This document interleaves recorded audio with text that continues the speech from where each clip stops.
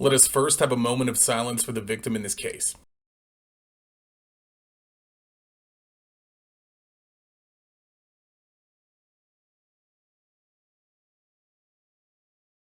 Welcome to 8MC Investigations. I want to thank all of you for watching. We put out weekly interrogation videos. We have a lot of exclusive content that you've never seen before coming just like this. So if you're a fan of consistent content, make sure you subscribe. The absolute best way to support this channel is to subscribe. And if you appreciate what we're doing here, the only violence that I'll ever condone is you assaulting that like button. That lets us know that we're moving in the right direction. Okay, enough rambling. Let's get into it. I keep forgetting to do this. Make sure that you follow our socials. They're on the banner on the community page. Come and join our Discord server. It's always nice and fun to interact with you. It's a lot easier to do there than it is on YouTube, obviously. And I would love to see all of you there.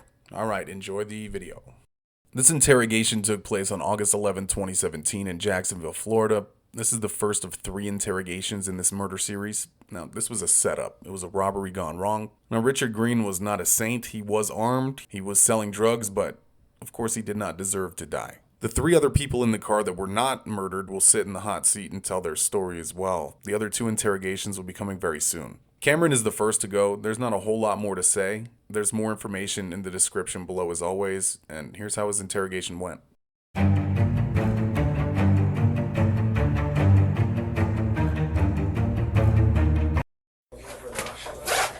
Yeah, he's over here too. So, yeah, you can just go ahead and have a seat right there, Cameron. We'll be with you in just a minute, buddy. Need something to drink or anything? We'll come back. Do you guys have anything hot? My voice is kind of going like tea. We got water. We don't have anything. Yeah, that's fine. Now the water ain't real cold because it just went in the fridge. I'll bring you a bottle of water. All right.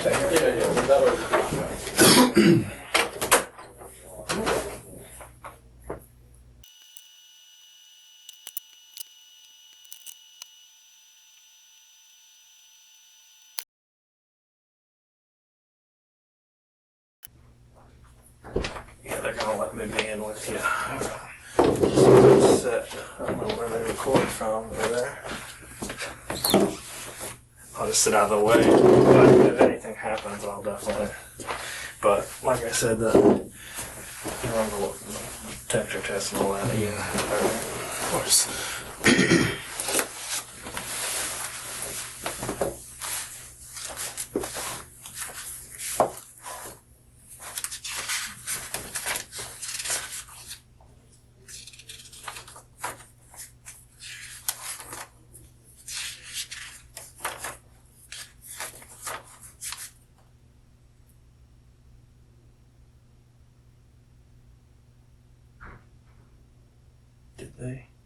Did they catch the guy yet? There's a warrant. I didn't know if they got him yet.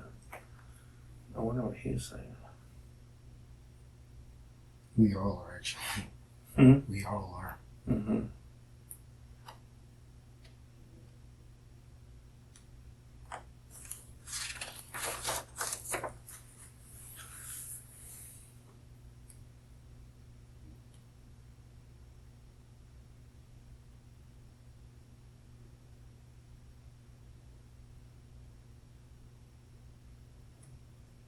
Are you Cassie?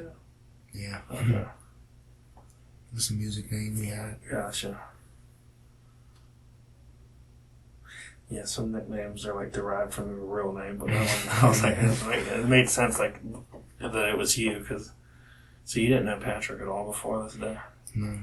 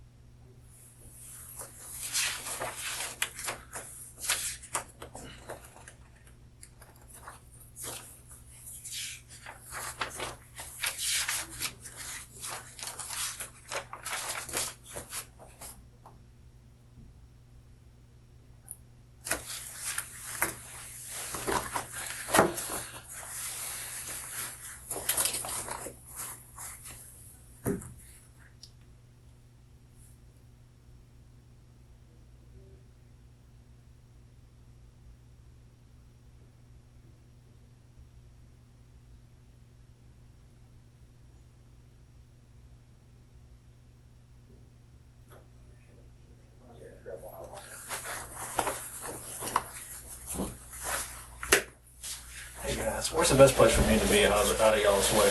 Probably over here. Over here. To be honest with you. Perfect. Will you be able to ride over there? Here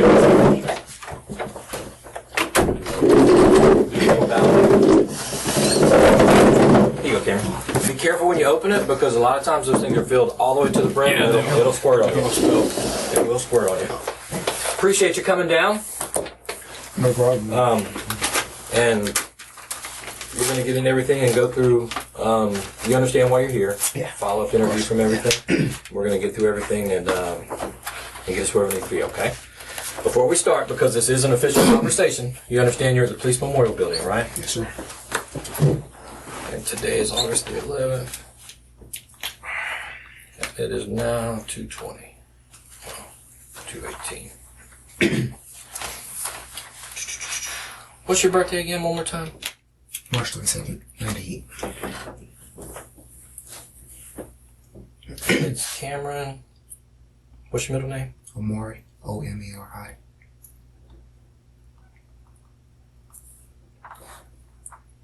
Yeah, you guys try working with me. They have been doing a whole lot of singing since I've been in college, so I understand. yeah, the voices. And real quick, and this is not meant to insult, this is something we ask everybody when they come in here. You graduated high school and just started college, so you can read and write, right? Okay. Had any drugs or alcohol today? Nothing at all?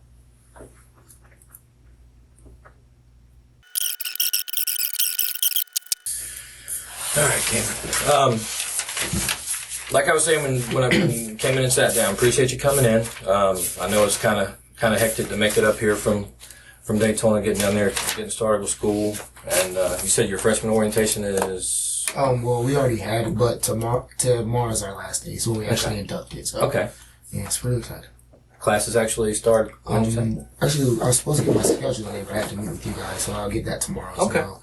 And classes start Monday. Right. So I know it's kind of a pain to come up here, but it's obviously it's a big deal. Yeah. Your friend was killed, and we're trying to piece together everything from A to Z of what happened. You came in and talked to us the first night and gave us an explanation about a lot of the events. And I want you to understand we've done a lot of investigating since then, and there's no way to sugarcoat it. We got some concerns with what you told us the first night that we need to clear up today. Okay? It's absolutely 100% vitally important that we get the good, bad, ugly, 100% accurate version of everything that happened that night. Okay? So, let's start with, we'll go with the same order that we started the night that we talked to you that everything happened. At what point during the day did you start communicating with Richard? I want to say it's probably around, it was afternoon time. I can't remember the time, but it was around afternoon time. And it was phone calls mainly? Yeah. Okay. And what was the point of trying to get in touch with Richard? Music. Yeah, I had just called his sister probably like a week or two before then, trying to see where they were because I had a song and stuff I was trying to get them to do. And they were on a cruise. He was on a cruise with his family and his girlfriend, so I wasn't able to talk to him then. Okay. Yeah, so got finished with all that, and I called him back again. I got an answer, just telling him where you at, what's been going on, and he was telling me he was with his girlfriend. And I mentioned the song thing to him. He said, okay, well, if he has time to, he'll get back with me, but, he's out on a date, so, that was all. I was just riding with my sister, the girl I called my sister Shanti. Okay. So with Shanti, our initial thing to do was we were going to cut her mother's grass. So that's why I was with her, and I initially wasn't supposed to leave the house without telling my mom, but I went to make some quick money, cutting grass. So she left to cut the grass, and I wasn't able to get a lawnmower, so therefore I was coming back home. And that's when we got the call back from Richard, probably around, let's say, 8 something, going close until 9 o'clock. Okay. And he was telling us, I'm over here at CC's, we're coming back. we're finna take her home. If you don't, I know you live close, so if you can come over here, we can do it for a little bit, then that's fine. So I told him, yeah, I'm right here by my house. I'm only like 5 minutes away, just wait. So I got up there, and as we were passing by, close to getting to Cece's, like I told you guys, my sister stopped, cause she seen Patrick that she knew she was familiar with, and they got to talking, and she asked him, he asked her, do you have any drugs, anybody that has any drugs? And they knew, like she knew, I knew Richard is a drug dealer, Richard sells. So she said, well, his friend is drug dealer, so maybe he'll have some on him. And that's when we went over to, like, probably another 5 seconds over where Cece's actually was. And I got in the car and started talking to him about the music or whatever. They're exhausted and all that. So as I was like going deeper, trying to get into the music stuff, whatever, they were still signaling Ashanti, and them was like signaling me to, I guess because I was taking too long, and was telling me, go ahead and ask him, hurry up, because we don't have all day. So that's when I mentioned it to Richard and Patrick. He told Patrick to come over there, was asking me, did I know the guy? And I was like, well, no, my sister actually, is somebody that my sister knows. And he was like, well, I need to check him out first to see who he is. So he came over, they were talking, and he told him to get in the car. And yeah, they got in, and after he got in, he told him, Richard told Patrick, well, I don't have any on me, but his brother or his cousin stays over in Monaco Arms, and he was also one that, was sold drugs. So he said, well, after we go over there, I could bring you guys right back. And I didn't get out of the car because he was Richard. I didn't think anything would happen. I didn't think anything was wrong. We were in the middle of the music.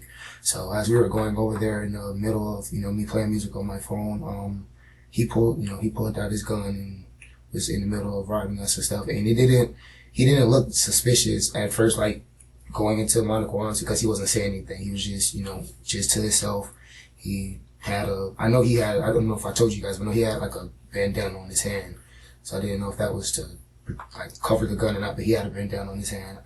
And we got over there, he put out his gun and was in the middle of, trying to rob us and through my wallet or whatever was going on. Like within the first 2 to 3 seconds, he opened fire and hopped out the car some seconds later. And I looked up, Richard was on the side of the window, and the car was still moving, probably like 2 miles. It wasn't fast speed. And I jumped up to the front, put his knee on the brake and stopped the car, put the car in park. And by that time, the phone was still in my hand and all, and I was trying to wake him up to see if he would get up, and he wasn't. And when I was getting out of the car, I handed my phone to her. I was like, hey, I need you to hold this phone, coach, so I can get out of the car to make sure that he was okay. And as I was getting out, she was asking me, well, did you see where he go? Do you know where he went? Where is he? Is my boyfriend dead? And I couldn't tell if he was dead. I didn't know where he went. I was in a panicking moment. So I was like, no, no, just bear with me. So I went over to Richard's door, opened the driver's door, was trying to touch over his head to see if he was okay. Apparently wasn't responsive. So I told her, I need you to help me go get help. And she was like, no, I can't be here. I have to go. I can't be here. She was initially calling her mother. So she was in the middle of that. I was going to, knock on doors, witnesses' doors. And some of them were still, some of them were out, like they already heard the shot, but they knew what was going on. So for some of them that were, I was telling them, well, okay, guys, I need you to call the police. Can you guys help me? And some were cooperative. Some, just closed the door. I didn't know if they called or not. And and in the middle of all that, she was still in a panicking moment trying to run around and all. That's when I was like, hey, I need my phone. And at that time, when I was getting my phone, I was going, my mind was telling me go across the street, the JSO, I'm sorry. There's a JSO department over there in the plaza. So I was initially running over there, but then, as I was about to cross the street, there was a cop patrolling the area going right, towards the Walgreens, but he didn't stop. And there were 2 more coming, as if they were actually coming into Monaco Arms. So those 2, I luckily was able to, get in contact with, flagged down and pointed to the, car. And after that, I called. My sister was getting a call from my sister and was asking her, where are you? And she was like, I'm still over in the plaza. I was about to leave. I was like, okay, well, I need you to come get me, in a panic. And when she was asking me what's wrong, I was like, I just really need you to come get me. And when I got in the car, it was she was like, it's okay, why is there blood in your hands? And it was I was crying. It was just stuff going on. And I just told her, I just really need you to take me home. And as she was taking me home, I was like, well, don't take me home. She said, could you take me in our neighborhood park?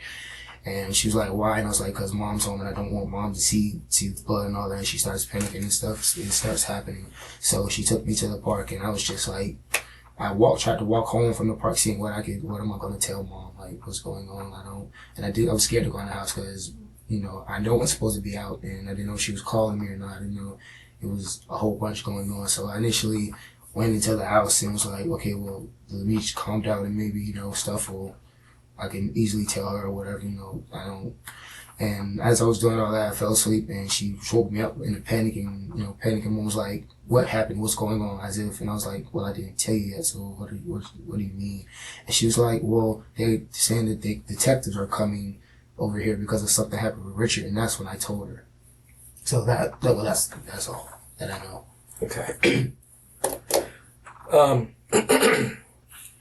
When you were running out of Monaco Arms after Richard was shot, you saw police officers and flagged them down. Did you talk to them or just wave at them? No, I was just waved at them and pointed at the car direction. Yeah, and that's when because they initially stopped. They didn't go all the way where the car was. They had stopped and looked at me, and I pointed that way. And that's when they proceeded. Okay. And where did you get back into the car with Ashanti at? It was right. You know where the pharmacy, the little pharmacy part by Walgreens is. Like, as if you go back by the drive-thru, like, sort of on that same road. Okay. On Monaco? Yeah, actually on Monaco. Like, she pulled out of the Highland Square Shopping Center out on the Monaco? Out on the Monaco. And you ran up and got into the car? You know why I'm able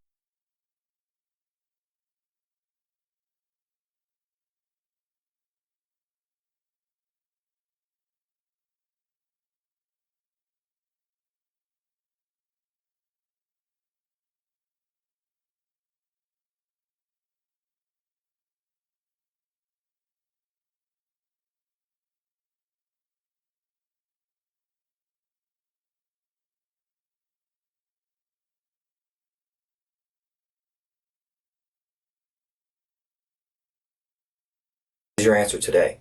It's not. That's where we're starting to have a problem. Are you just trying to say he was in the car? He was in the car. He wasn't in the car when I was in there. And again, this is where we're having a problem. Okay. Didn't call you back up here from Daytona? Yeah.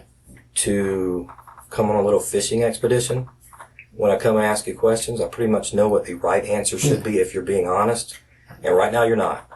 Well, I'm not going to tell you that I was up looking for him in the car, but when I was in the car, there was no voice of him. I didn't see him. He wasn't in the car when I was in there. It's a small car, right? Yeah, so it's a Honda Civic. Yeah. Honda Civic, not a very big car. No. Patrick's a big dude. Yeah, he's tall. I know that. Yeah.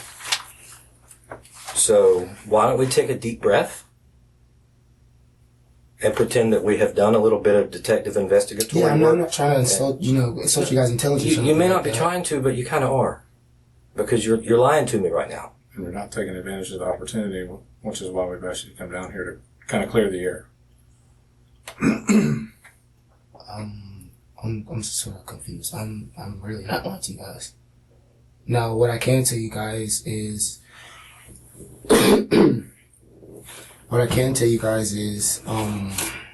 initially before then, she mentioned him to me, but it wasn't like, I'm not trying to just throw anything at her, what's the name, but she mentioned, him getting, like, trying to get back in the car and all that, but I'm as serious as possible.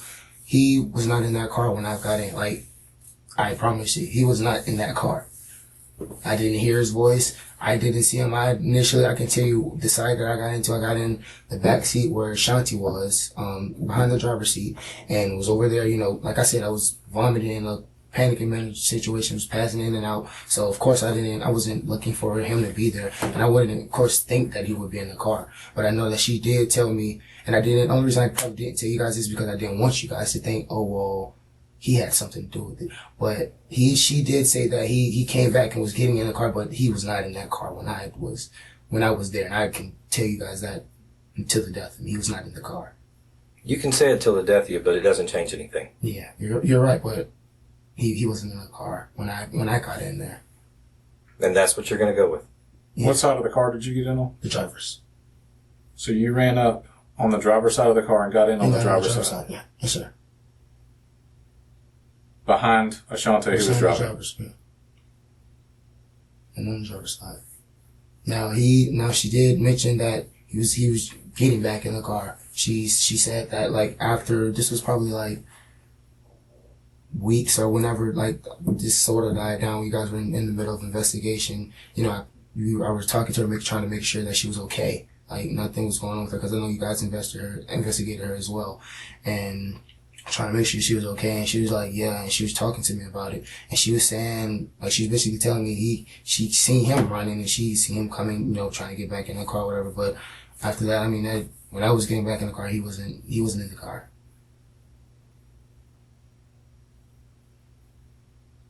And that's what you're going to go with today. He wasn't in that car when I was okay. I'm not sure if maybe we didn't explain this fully enough. Maybe there's some question. I don't know. But lying during a murder investigation can result in you being charged as an accessory. Okay? Which means prison time. All right. Nobody wants to see you throw your life away over this. Something bad happened. Don't compound it. Don't continue to make bad decision after bad decision. And coming in here trying to sell a bullshit story is a bad decision. Because again, we haven't stopped. We didn't come in here and talk to you that night and talk to the girlfriend that night and talk to Ashanti and go to get an arrest warrant and give each other high fives and go home and put this on the shelf and done. We've been doing a lot of work since then. Okay? All right. Now, let's take a deep breath. And again, think about bad decision on top of bad decision and start over with when you ran out of the complex and you got to Ashanti's car, who was in it? Okay. Well, he was in the car at the beginning, but and whether you think this is a lie or not, I made him get out because I told him if he didn't get out, I was going to get out. Like, it wasn't my car, but I told her that. And that's why she's not talking to me now. She comes to find out they were dating. They used to date. And that's nothing I knew of because now if you look at her, she's gay now. She's a stud. So when I was talking to her, she told me, I was like, why aren't you talking to me? What's going on? And she was just like, well, I mean, it's nothing really going on. Like, so, well, why are you acting like as if, like, this is my fault? She wouldn't come into contact with me. It's like, why are you acting like it's my fault? She's like, no, it's not that. It's just, you know, I mean, not Richard. Patrick was a good friend of mine and all that. So I know it's probably something hard that she had to do, but I told her, no, he just killed Richard. No, either he gets out or I need to get out. Like, this is not going to happen. And before she told him, he jumped. He just got out of the car. He knew I was going to snitch. I knew he knew what I was going to snitch. At what point did he get out of the car? When we were coming, where's that place? It's another store like behind the plaza, like right behind Little Caesars and like it's a racetrack store. And she was like sort of going behind that way, and that's when he was like, no, let me out right here, I'll just get out. And that's when she let him out and proceeded to take me home. Which racetrack? I'm not. Did she turn off of Monaco onto Dunn Avenue? Yeah, she turned off. She turned right. Yeah, she turned left. She turned left. And when she turned left, we kept going in past say when we're out of the plaza, you're passing where T-Mobile and Little Caesars is. And right, like across the street, like behind it is a store. It's like a racetrack store. That's right there. And that's when she turned and he got out the car. Like he was like, I'm getting out. Now, thinking back to the last couple of minutes, you told the truth about whether or not he was in the car. Right. Did anything bad happen? What do you mean after that? Based on you telling the truth, did anything bad happen in this room? He's talking about right now. Right now. Nothing bad happened, right? No, but the world's still spinning. You probably feel a whole lot better now that you've come off of that, right? To be honest with you, I don't know how I'm feeling. It's just like I said, this is the first situation that's ever happened, something like this. And again, I don't, I'm not trying to remember anything like that that's happened. I'm trying to be involved because I know what goes on with stuff like this. And I don't want to ever be a part of something like this. You're a part of this. Yeah, well, not like that. You're neck deep as a part of this, okay? You were in the car. You were not truthful that night. And then you've come in and started out lying today. So you're a part of this, okay? Do we want to get you through this without you being in a huge world of life-changing trouble? Yeah, we do. But where things go from here depends on you. All right. And you came in lying, so that's strike one. I don't know what to tell you, okay? Yeah. I need you to be completely honest from here on out. Right. Because if I look at somebody and tell them you're lying to me, I take that pretty serious. And when I say that, I know you're lying to me. I'm not going to call you a liar unless I know, okay? Yeah, and I apologize. And I appreciate you being honest about whether or not he was in the car. Thank you. Look at it like this. The first night we talked, okay, it was just us three, right? Yeah. All right. You didn't have your own attorney here, right? Right. And sometime between the last time that you have had communication with law enforcement to the point that you've come in today, you have had the opportunity to sit down and talk to a lawyer, Right. correct? Yes, sir. You and your family, okay? And even immediately before we came in here, we had a discussion with your lawyer, okay? And we kind of explained to him some things about the investigation and the importance of you coming in with 100% disclosure of the truth, Yes, sir. okay? And I've known Mr. Miller for quite some time, from a professional standpoint, okay? We've worked a lot of cases together. And I know for a fact that Mr. Miller told me he was going to come in here and reiterate that to you, Right. and place emphasis on the importance of doing that, okay? And in addition to that, you have requested that Mr. Miller remain in the room with you while we have this discussion, correct? Yes, sir. Okay. So I'm saying all that to say that there's no reason for you not to be truthful right now. There is no reason at all, okay? Like we tried to explain to you that night.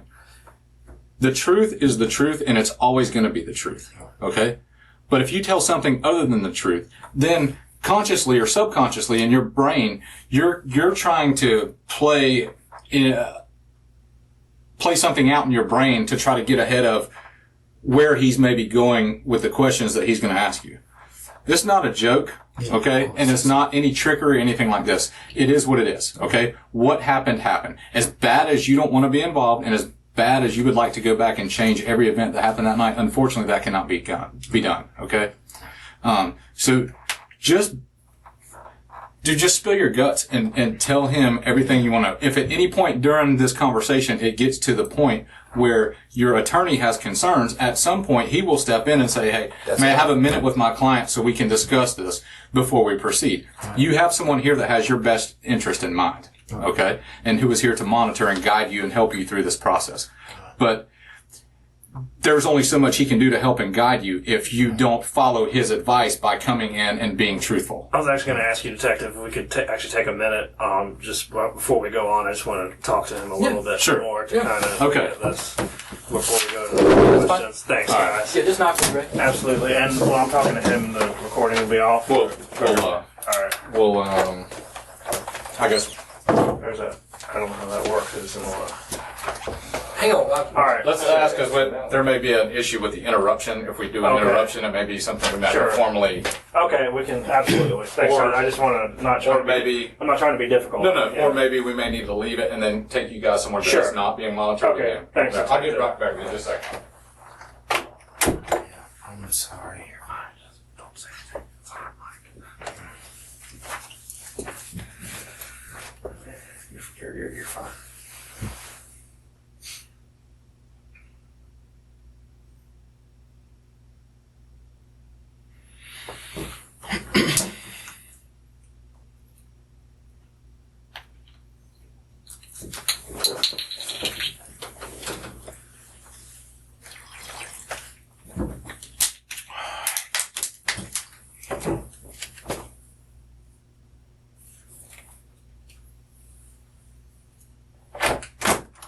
Hey, just come over into this next. Absolutely. Thank you, sir. I appreciate that. Thanks. I'll come get you. Yeah, sorry. Thanks, man. Appreciate it.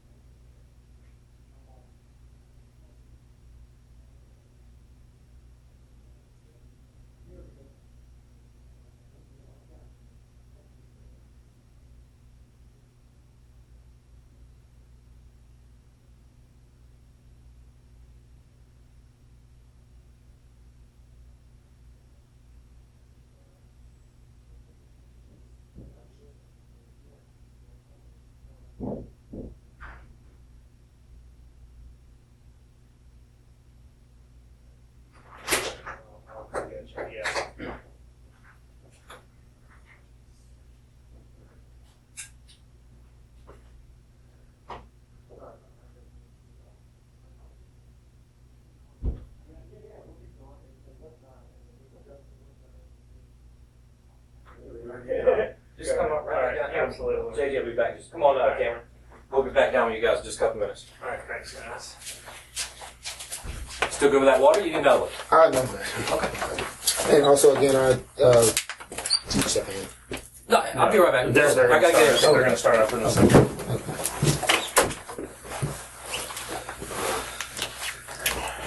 Everything's recorded in here. So this is silenced all year.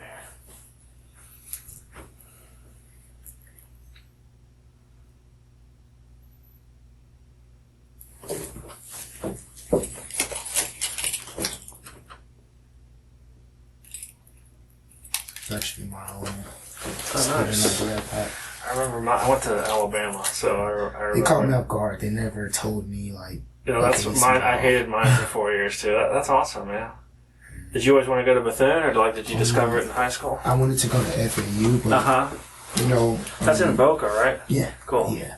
But, you know, initially, things, you know, some things happen, and, you know, you have to take different routes, and I had the opportunity to go to a Christian school, and, you know, I didn't want to miss out on it. Yeah, so, I didn't know they were Christian. Bethune is? yeah, Cool. that's a Christian school. I didn't know that.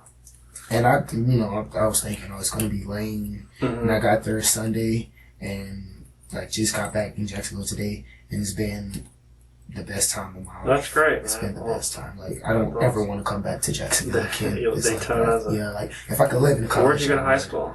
On First Coast. Cool, nice. Yeah, First Coast. I was actually What the are the first Buccaneers? Yeah. I was the first Mr. First Coast actually this year. We never had a Mr. First Coast. We always had That's Miss. awesome. But yeah, I was the first ever. That's Yes. awesome, man. They usually have a pretty good football team. They send a lot of people to college, yeah. Yeah, at least half of our senior class is usually Going that plays somewhere, East Coast yeah. somewhere. That's cool. They sent me to BCU, so That's awesome. yeah, I just want to make sure I'm able to still make it there. Absolutely.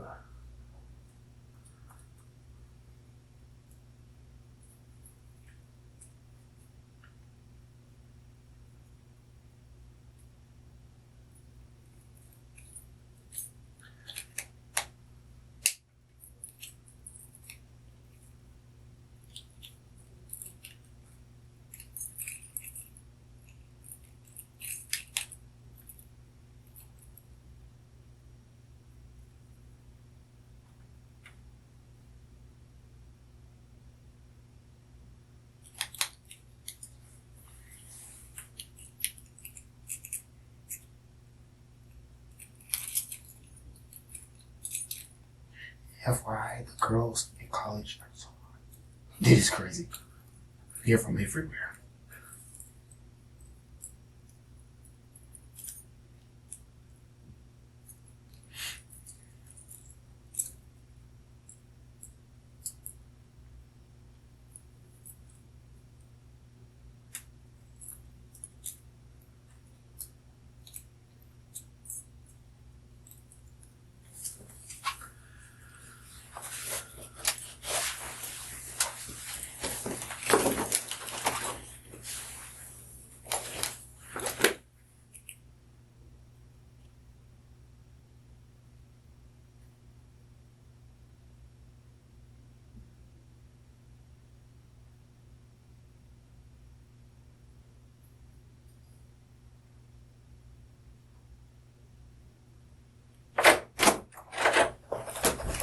All right. Good? You want to say something when I was about to head back out? Yeah, it's just another apology. Bro, you don't have to apologize. Just, We have a lot of people that aren't completely forthcoming, that lie to us. We don't take it personal. Okay? yeah. We'll get past it. I'm not going to jump up and down and yell and scream and slap hands on the table and all that. It's your story. You're going to tell your story, and it's either going to be a true, accurate story, or it's not. And the more inaccuracies and non-truths that are in it only makes you look more in this, okay? So, back to where we were. You come out of the apartments, you get in the car, and Ashanti's in the car, Ashanti, her sister, Patrick, and you get in. Yes, sir. And you go down Monaco, turn left on Dunn. Yeah. That's where I don't know the name of the racetrack, but yeah, we turned on that racetrack way, and was going behind some, I don't know, like, I guess it was a back way or something like that, that he was telling her to go, and then so he hopped out and was like, I'll see you later. And that's when, So you don't remember streets or any of that? I don't know the names, but I can see it in my head. Like I lived in the area for so long, so I could picture it in my head. How long would you say that from the time you got in the car on Monaco and turned left onto Dunn Avenue, how long in minutes or seconds or whatever you want to put it, was it before Patrick got out of the car? Probably like 2 or 3. About 2 or 3 minutes. 2 or 3 minutes? Yeah. Okay. Because when you turn left onto Dunn Avenue from there and go past the big Highland Square Shopping Center, like Cece's is on this end and there's down where the Starbucks is, and then the next end and there's I think it's a KFC. That's going towards like where the car wash and stuff is, right? Where Taco Bell and all. Yeah. There's a big gas station right past that. There's KFC, CVS, and then that gas station. Is that where you're talking about? No, there's one before that. There's one before that. Let's see. There's also a mini on the same side as the plaza that we were in. There's like this mini. It used to be a shrimp place or daycare or something like that. It's in the I believe it's called Racetrack, but that store right there, that's before it, is where she turned at. Okay, so turned off of Dunn Avenue there. And then how far back into that neighborhood are we talking about where Patrick got out? I'm not sure. It was nighttime, so I really don't remember. I really can't. But if I had to guess, I want to say like, it's probably like a 10-second drive, I would say. 10-second drive after turning off of Dunn Avenue? Yeah. Okay. Do you think if we looked at like a Google map at some of the roads, you'd be able to maybe not say this is where he got out, but maybe some of the roads. We'll do that in just a couple of minutes. But you're pretty sure it was within 2 to 3 minutes. Yeah, I'm assuming, but yeah, knowing that street, it probably was like 3 minutes. Okay, and it was back in that neighborhood by that gas station. Yeah. Didn't go out onto any main roads, Lim Turner, Broward, any of those? No. After that, we got back on the main road. After that, we got back on the main road. And we usually take, when I'm with her, we usually take, you know where Save-A-Lot is? Do you guys remember coming to my house? Mm-hmm. Do you know where that Save-A-Lot and Family Dollar is? It's like a back road we usually take. That's like a shortcut to our house so we don't have to go through lights. Where is your address? What is your address? 11160 Apple Blossom Trail. Okay. So it's like right there, like where Kendall Court used to be. Kendall Court, like where that Save-A-Lot and stuff is, a back way, going by Ashley Park, I think it's called. Leonid Road? Yeah, Caper Road, actually. Down Caper and then back out around? With FSCJ. So you headed towards the college? Yeah. Was Patrick in the car then? No, Patrick was in the car then. By that time, he was already out. Okay, but Patrick got out shortly within a few seconds of turning off of Dunn Avenue the first time by that gas station. Yeah. Correct. Is there any reason that other people would tell me different? No, I don't know. Not at all.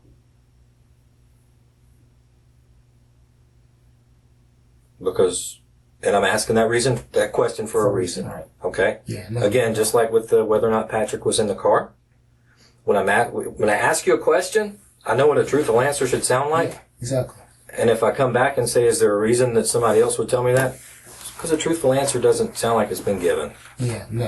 Because we have it on good accord that Patrick was in the car quite a bit longer than that. No, he wasn't. He wasn't, but by the time we at least was going to take me home, he wasn't in that car. I understand that. He got dropped off before you did. You're right about that. Yeah. But it wasn't within a few seconds. No, it was some minutes, but he wasn't in there for a long time because I kept telling her I'm not gonna stay here with this guy. Like I'm smarter than that. Yeah, I made a dumb decision leaving my house without my mother knowing, but I'm not gonna stay in a car with the killer, especially if he just killed my brother. Was it some minutes or was it 2 to 3 minutes? It was some minutes. I mean, like I said, I know the neighborhood and all that, but I can't tell it right off the top of my head. It was July 9th, but But it was a pretty significant emotional event that would stick in your memory banks a little bit. Yeah, right? the event, of course, that would. But I mean, you just got back in the car with somebody that shot your friend, yeah, which would be pretty upsetting in itself. And now here he is again, and trying to figure out how far we went.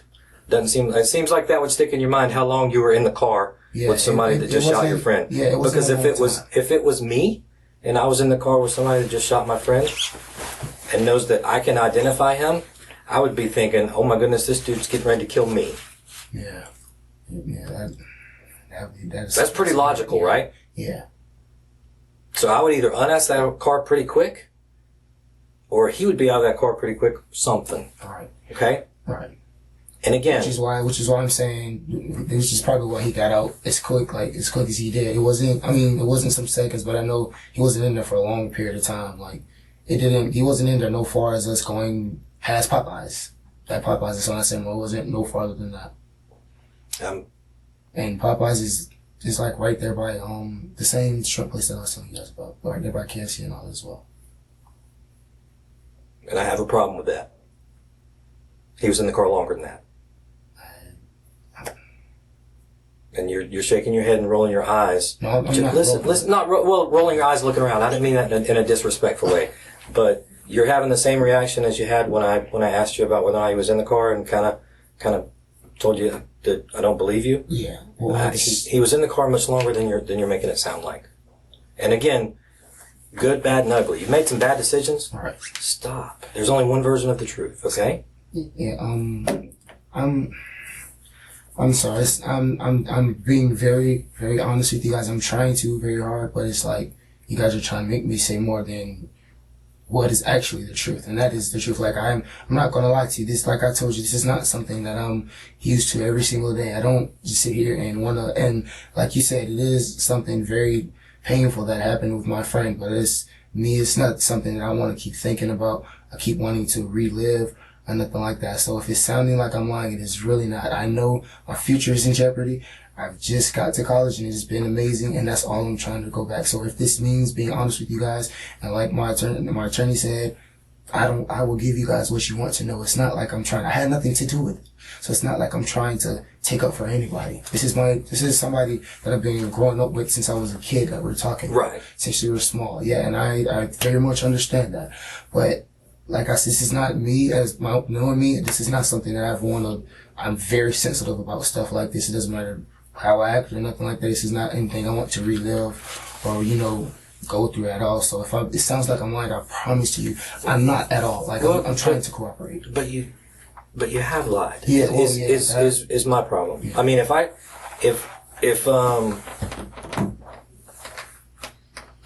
I came in here and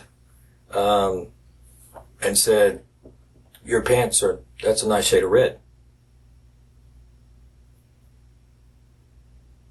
Does that make your pants red? No. Because they're red. They're not. But no, they're red. And if I sit here and call them red 1,000 times, are they going to turn red? No. No. But if I come in and lie to you about something, the next thing I tell you, are you going to think, is he telling the truth or is he being... Yeah, is he lying? Right, okay, which is what you. Yeah. And that's where we're at. Okay, I totally understand that. You came in the first night and gave your explanation. I'm sorry. Mm-hmm. We came back and talked to you again and asked specifically if Patrick was in the car. Oh no, he wasn't in the car. If he was in the car, I would have told somebody. Your words, not mine. Okay. And then you come in today and you go through it, and no, he wasn't in the car. But then he was.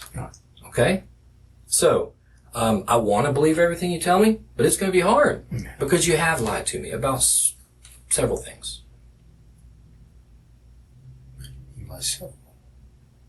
That's why we're here today, getting through these things. Okay?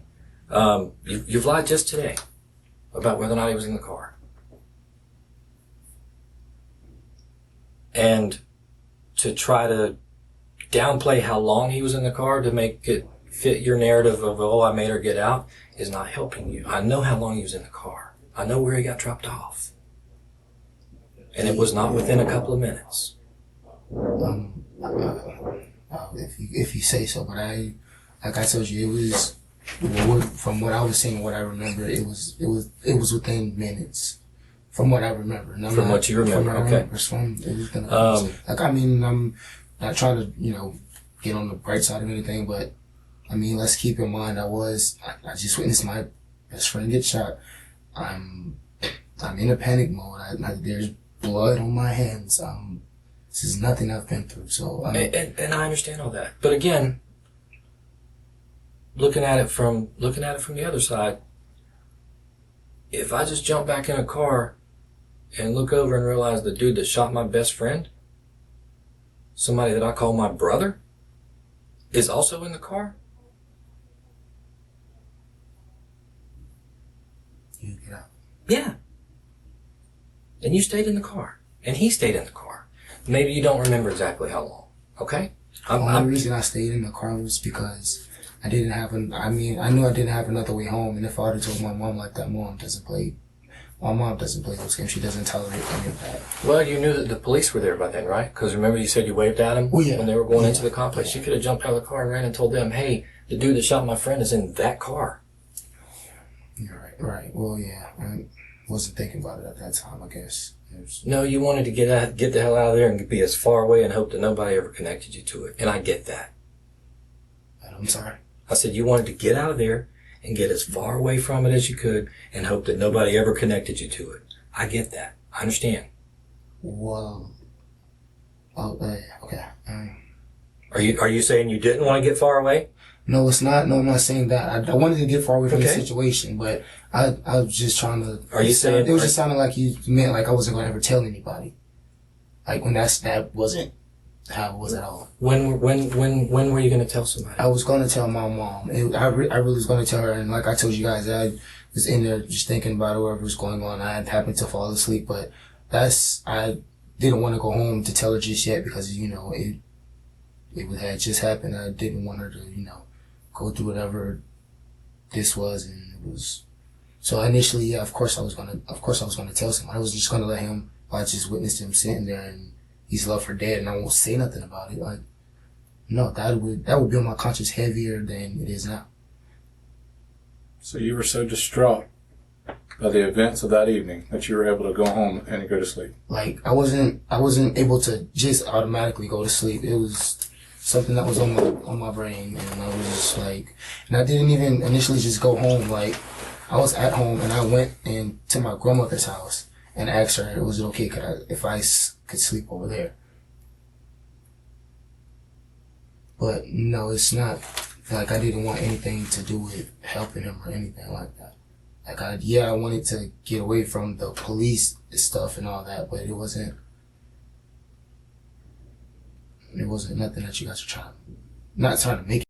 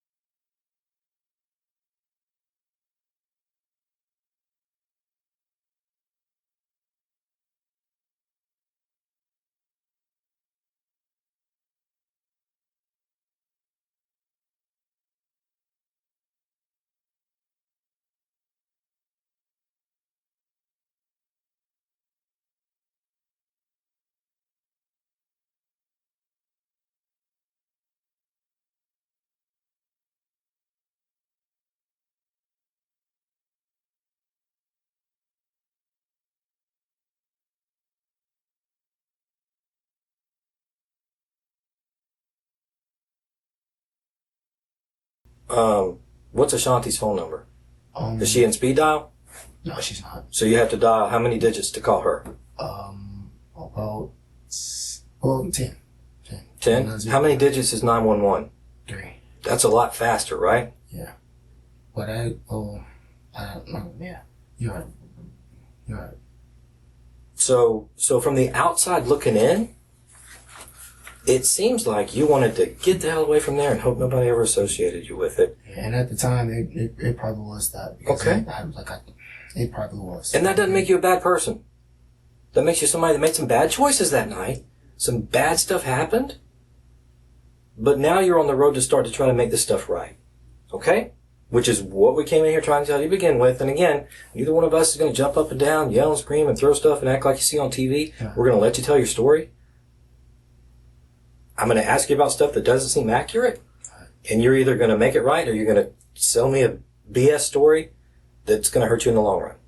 Gotcha. Okay? Gotcha. So, are we absolutely sure on our timeline that to your best of your recollection, Patrick got out of the car within... Patrick now, I can say it was in some minutes, but I can't just tell you right off the bat. Detective, would you like to maybe take a look at a map or something in case the timeline in his head is wrong, like where he could actually tell you Patrick got dropped off? Yeah, we can pull a map. I didn't know if that might help. And when you say some minutes, I mean 2 to 3 minutes, 4 to 5 minutes.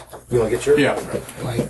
Just in case the timeline is. But I mean, he got dropped off on the same road. Like that was very much truthful. Okay. He's on the same road. We're gonna look at the map.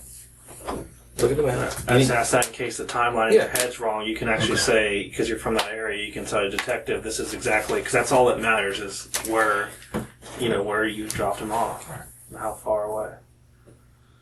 You need some more water? You good? I'm good. Just trying to get my voice back. You on scholarship? Actually, I'm on about 4. Okay. Yeah, about 4. What kind of singing they had you doing so far? They've had me doing free singing. And by that, I just mean like, you know how you get on campus and people are trying to find what you're majoring in? Well, mine was music tech. And actually, this is something you guys would probably be appreciative of. I was music tech and people were like, oh, so what do you do? What instrument do you play? I was like, well, I'm initially a singer. I was like, oh, you can sing. And every time that I say yes, it's like, oh, let me hear something. And I'm not one to back down. I'm sort of a ladies man. So, like the ladies, I like to hear what they're going to say. And I just started singing to them and it got carried away. So I just lost my voice. But, initially, thinking about it, actually I think I wanted to, instead of majoring in music, I wanted to minor in music tech and major in psychology so I could be a motivational speaker. Okay. From situations like this. And this was sort of something that helped me make that decision. Okay. And it's like, and you can ask my parents and all them, it's like, well, what made you say that? And it's like, well, because it's never too late. Like, I'm not saying that we're out of this yet or this is all done, or I hope so and I wish it is, but I could have been arrested by now and stuff could have happened and, things, I could have actually been dead. All 3 of us could have been dead. It could have been me instead of Richard, and all that. And I basically got a second chance at life. Like, I'm Christian, so I believe things work in God's favor for a reason.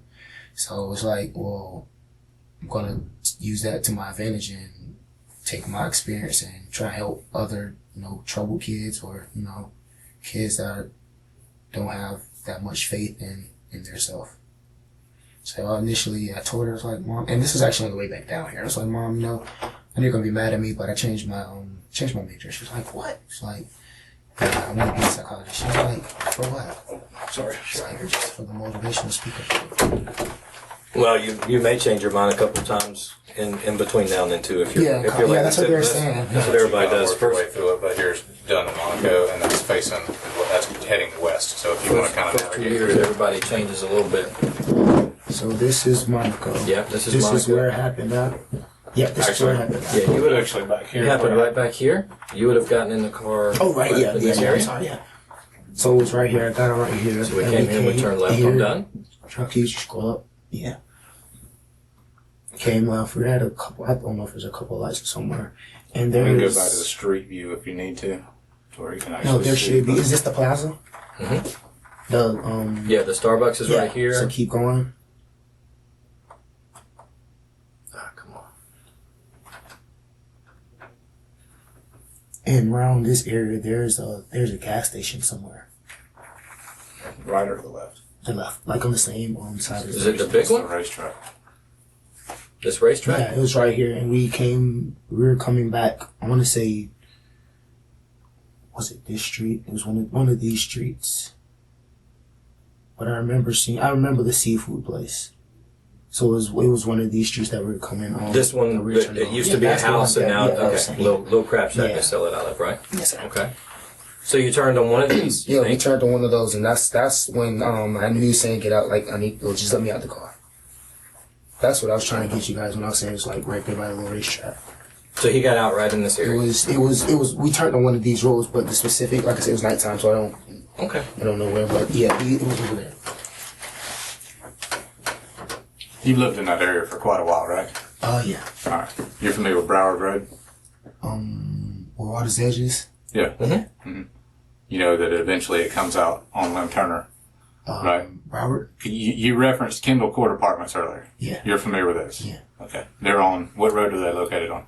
I believe Slim Turner, right? Correct. All right. So somewhere between that road that you cut through to get back to Lem Turner from Dunn Avenue is called Leonid Road. Are you familiar with that? I'm familiar with Leonid. You know what I'm talking about? I don't know. I'm not specific with the road, but I forgot. What about Biscayne? You know where Dunn and Biscayne is? Yeah. Okay, so car wash is. right. So if you turn right, you go on the car wash. If you turn left, I'll take you to the intersection. Yeah.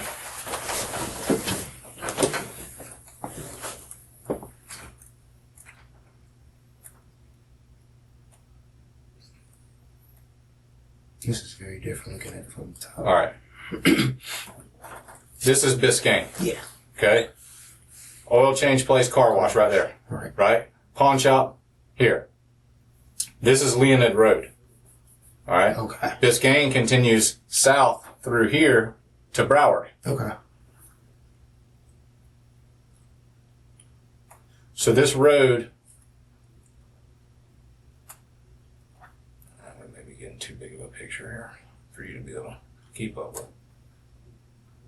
Kendall Court Apartments, back up in there.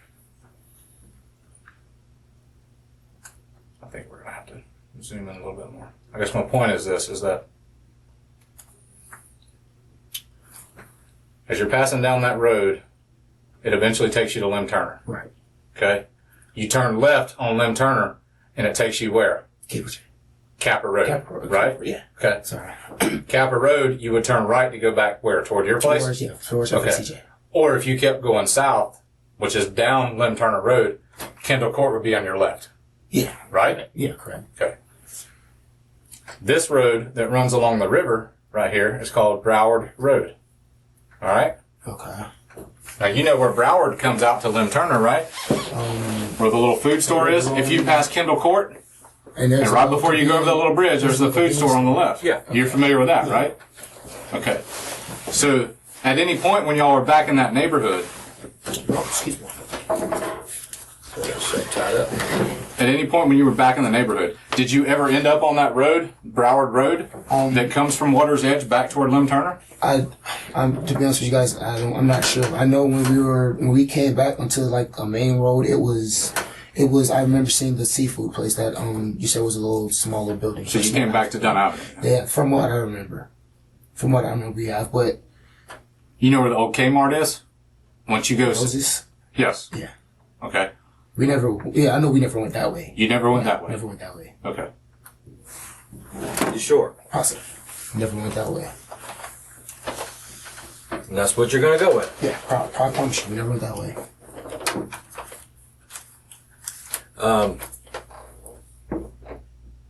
And in order to go that way, you have to pass my house. I wasn't.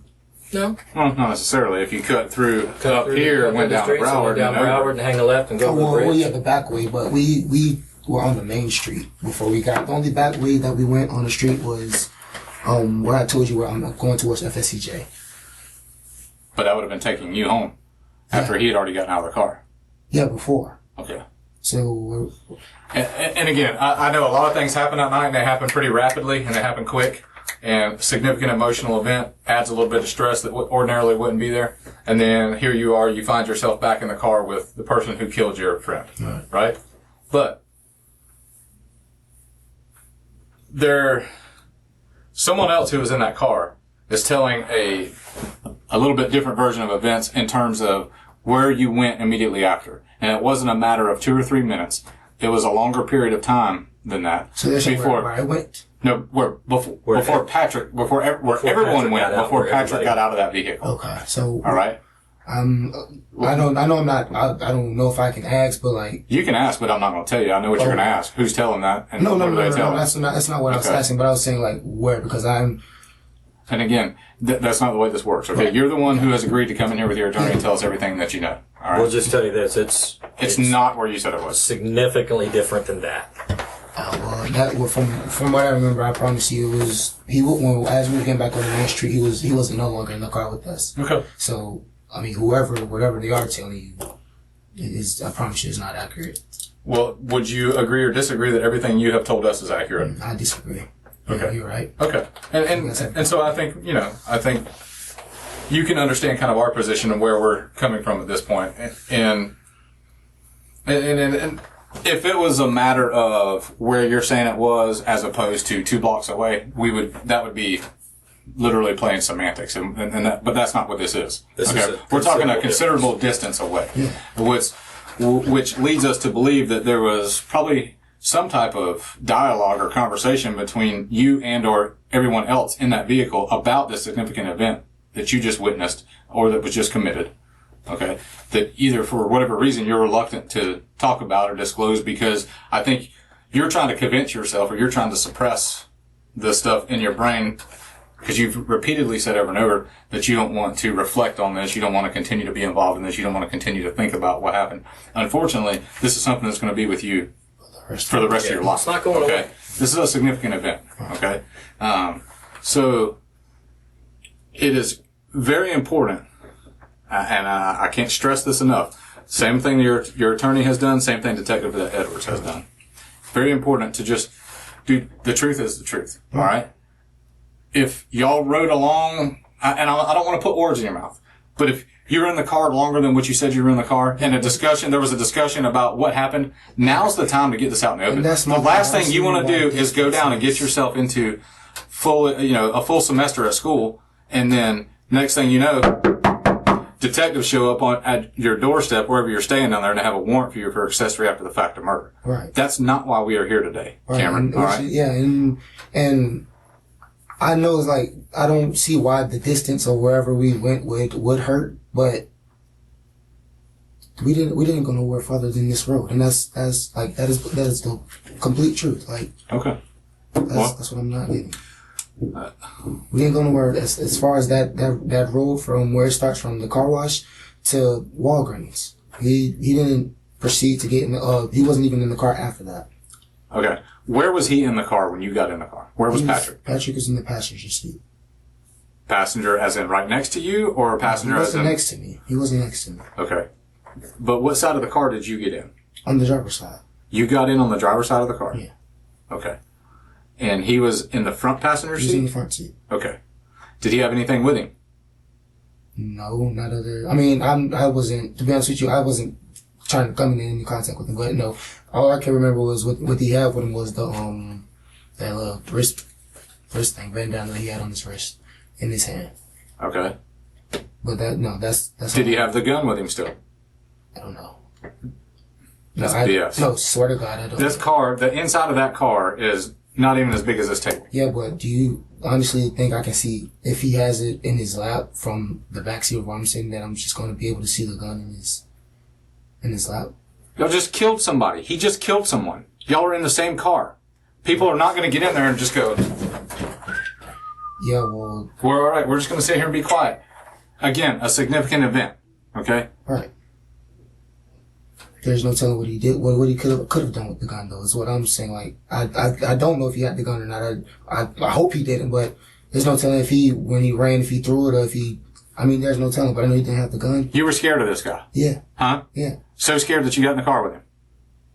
No, because I didn't know he was in the car when I got in there. I believe he asked you earlier. When you open the door and you see him in the car... You said that was your only way to get away from there. Which is false. Which you had another way to get away from there. With the police. Yeah. But like I said, I wasn't thinking about that at the time, man. And then you continued in the car with him. To hear by your story, we've been told otherwise. But let's you know what? For today, I'll say, okay, he got out here, right here where you say he got out. No, well, okay. or in this area, Why not turn around and go back and tell the police, hey, I was here, I know what happened. Because I was scared. I mean, it's Scared of what? of what just happened. I mean, let's think about it. Blood's on my hands. I was out when I wasn't supposed to be, and I'm going to get in trouble with my mom. I don't know nothing about whatever police thing is going on. And then also at the same time, I mean, I'm in a car with a murderer. By choice. I'm You got in the car with him. Well, I'm in a car with him. I was just scared. Basically, I was scared. I wasn't thinking. I just wanted to go home. I wanted to go home. I didn't want to be in the area no more or what was happening. And I was already emotional. I just seen what's the name die. Like, I didn't want no parts of it. I just wanted to go home. His name's Richard. Richard. Yeah. You referred to him as your brother, lifelong friend. Yeah. Not what's his name. His name was Richard. Richard. Yeah. I don't have the answers to all of this, but I'm really trying to get the truth is the truth, and there's only one version of the truth. Right. And that's where the answers come from. And that's why we're here today. Because again, I don't know if in your mind, we talked to you, we talked to the girlfriend, we talked to Ashante, we got a warrant, and we patted each other on the back and had breakfast and said, good job, we're done. We've done a lot of work since then. Okay? You come in, you say that you were running out after Patrick shot Richard and you tried to flag down the police.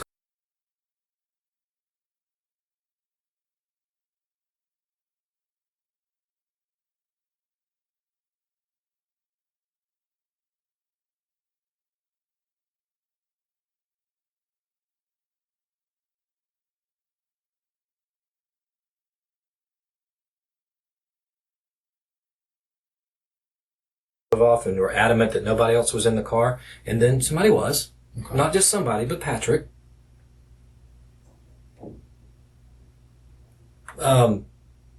Your explanation of just randomly meeting up with Patrick and him happening to mention that he wanted to buy some marijuana, and then it happened to come out that you know somebody that sells some marijuana, and that you just happened to call Richard and see if he would meet you there, but yet there was about 22 calls between you and Richard. No, I didn't just Listen.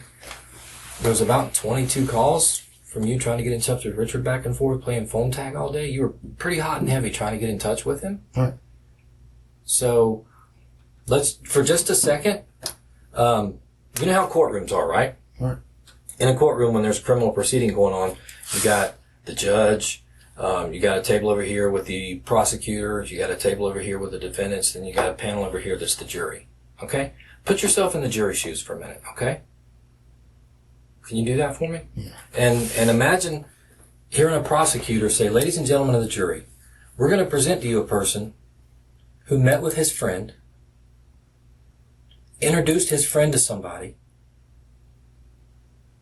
got in the car with him, drove about 200 yards, and his friend was shot in the head by the person that this person introduced him to. This person then ran off. Didn't call the police.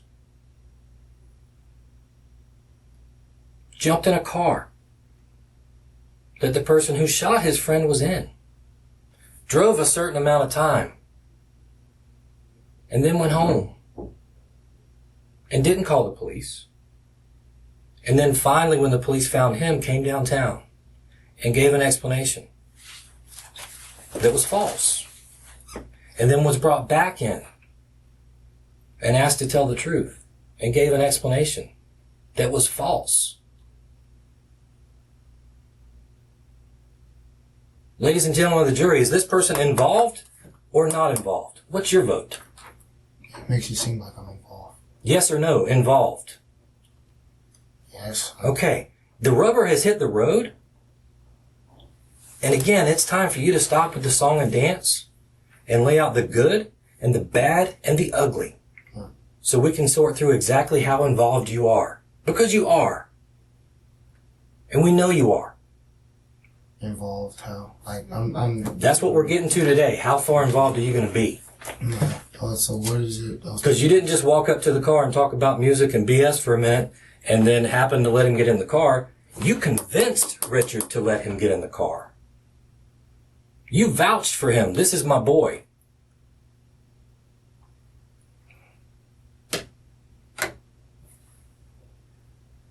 And less than a minute later, he's dead.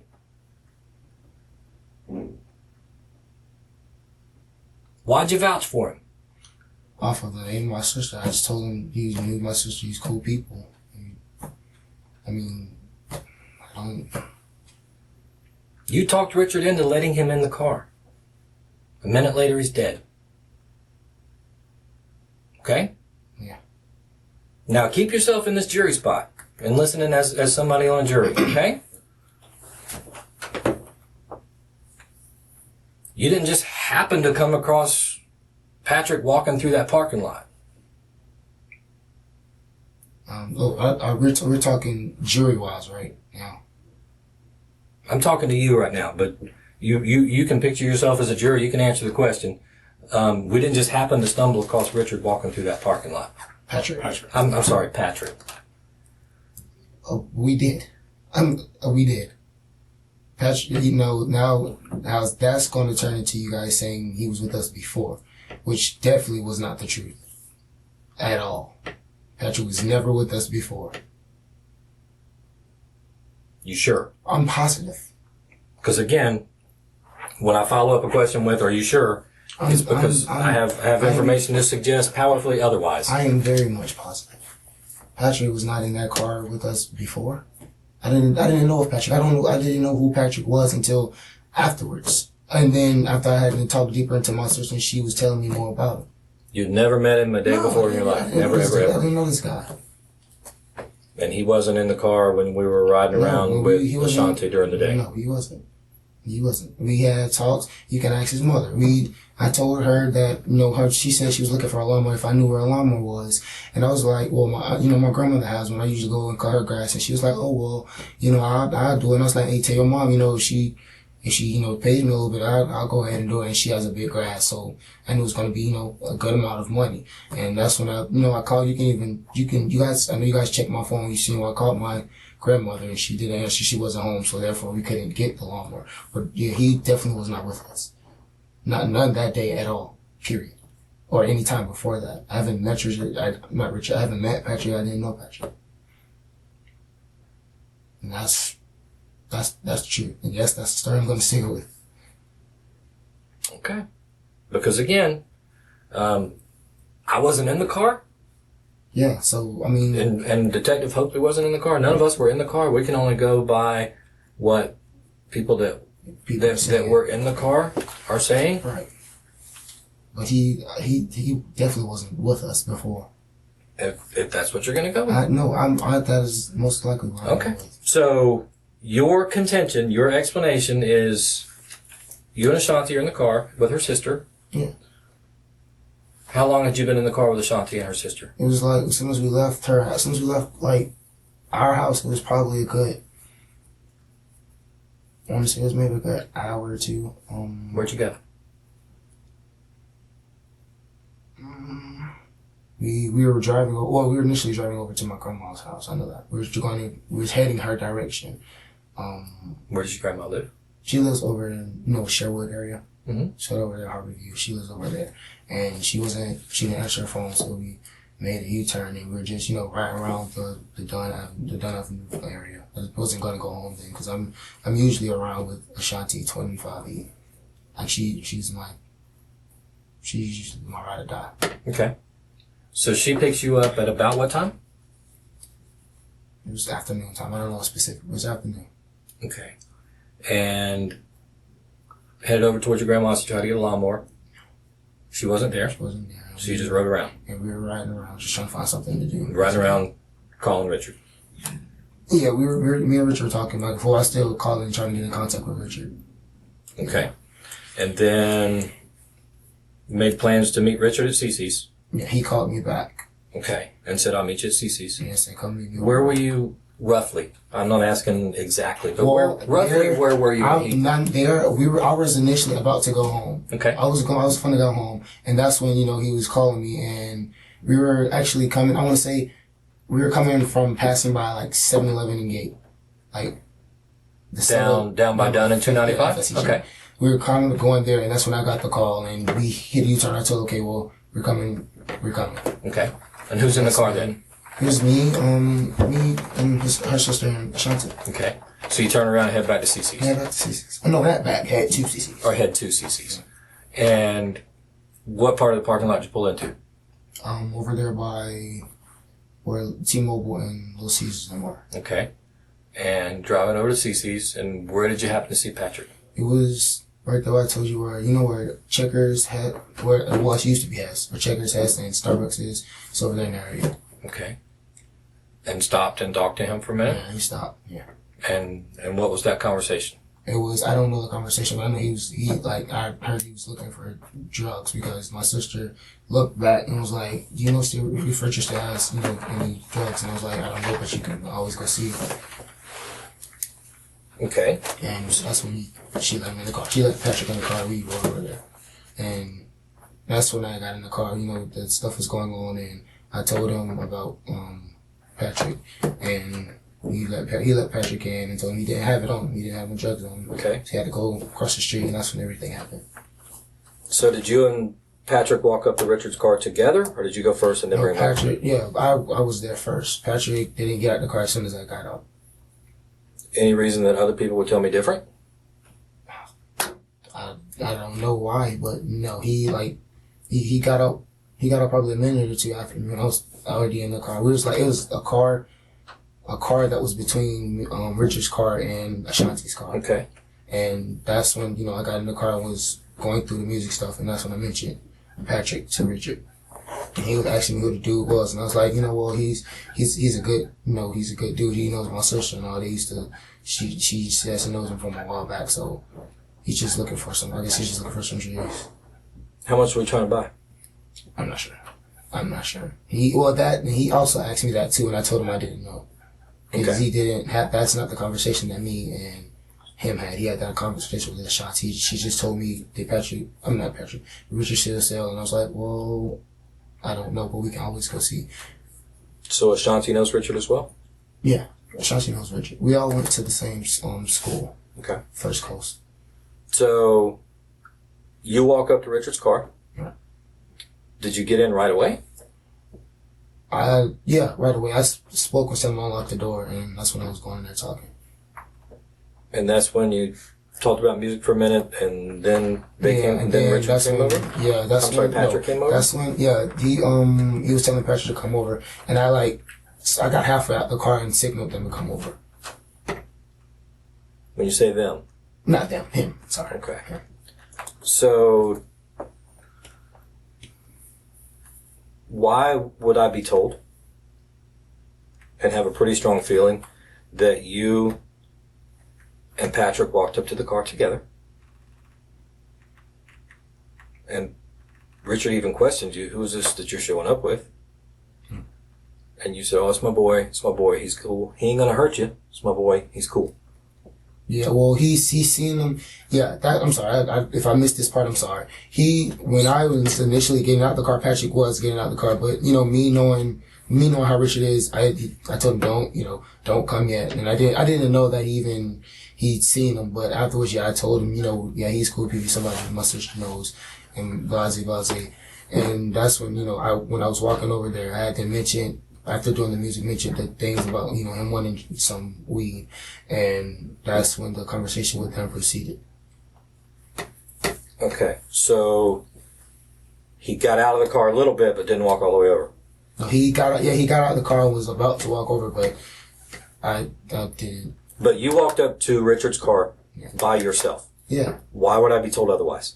I don't know. But he didn't walk up to the car with me. When I was up with Richard's car, because I got in right after. He wasn't in the car when I got in the car. He didn't get in the car right after when I got in the car. So we're off on that timing, but you did vouch for him. Yeah. You did say this is my boy. He wants to buy some weed. Can you help him out? Yeah. Yeah. I mean, and I don't want to put words in your mouth. You tell me. I mean, yeah, I didn't. You talked to him about music for a minute, and then what? I didn't necessarily say he was my boy, but I said, yeah, this is, somebody that my sister. And I made sure he knew that because I know, like I said, I know Richard for quite some time, so I know how he acts and reacts to stuff. And Which is what? How does he act and react to stuff? like I told you, Richard is a drug dealer. So Richard, like, if he's somebody that he knows looks like is suspicious or something going on, then he'll be like, oh nah, tell him I don't. Or he'll say, cut who that is, or he'll ask me, like, if you come to see me, you with somebody, or tell them they can't come. Like, whenever I go to his house as well, like, somebody's dropping me In off. fact, this night, didn't he ask you if you were with someone? That night? Yeah, I told him I was with my sister. Did he? Not with Patrick. No.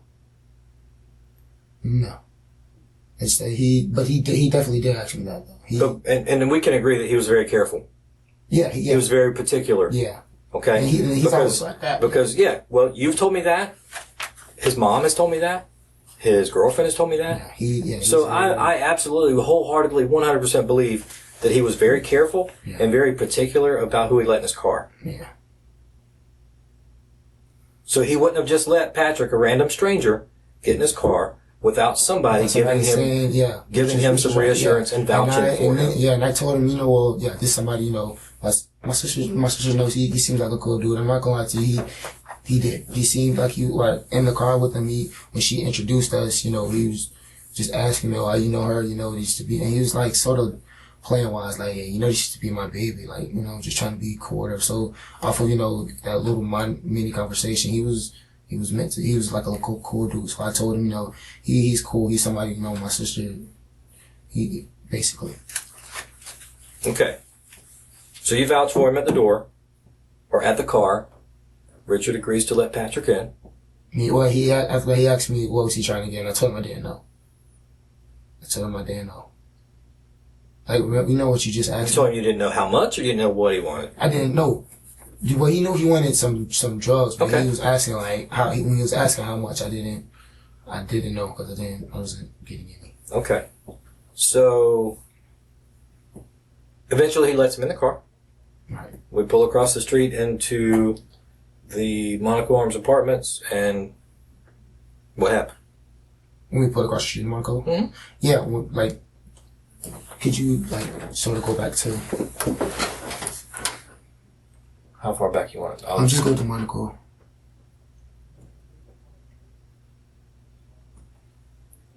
Oh, too far.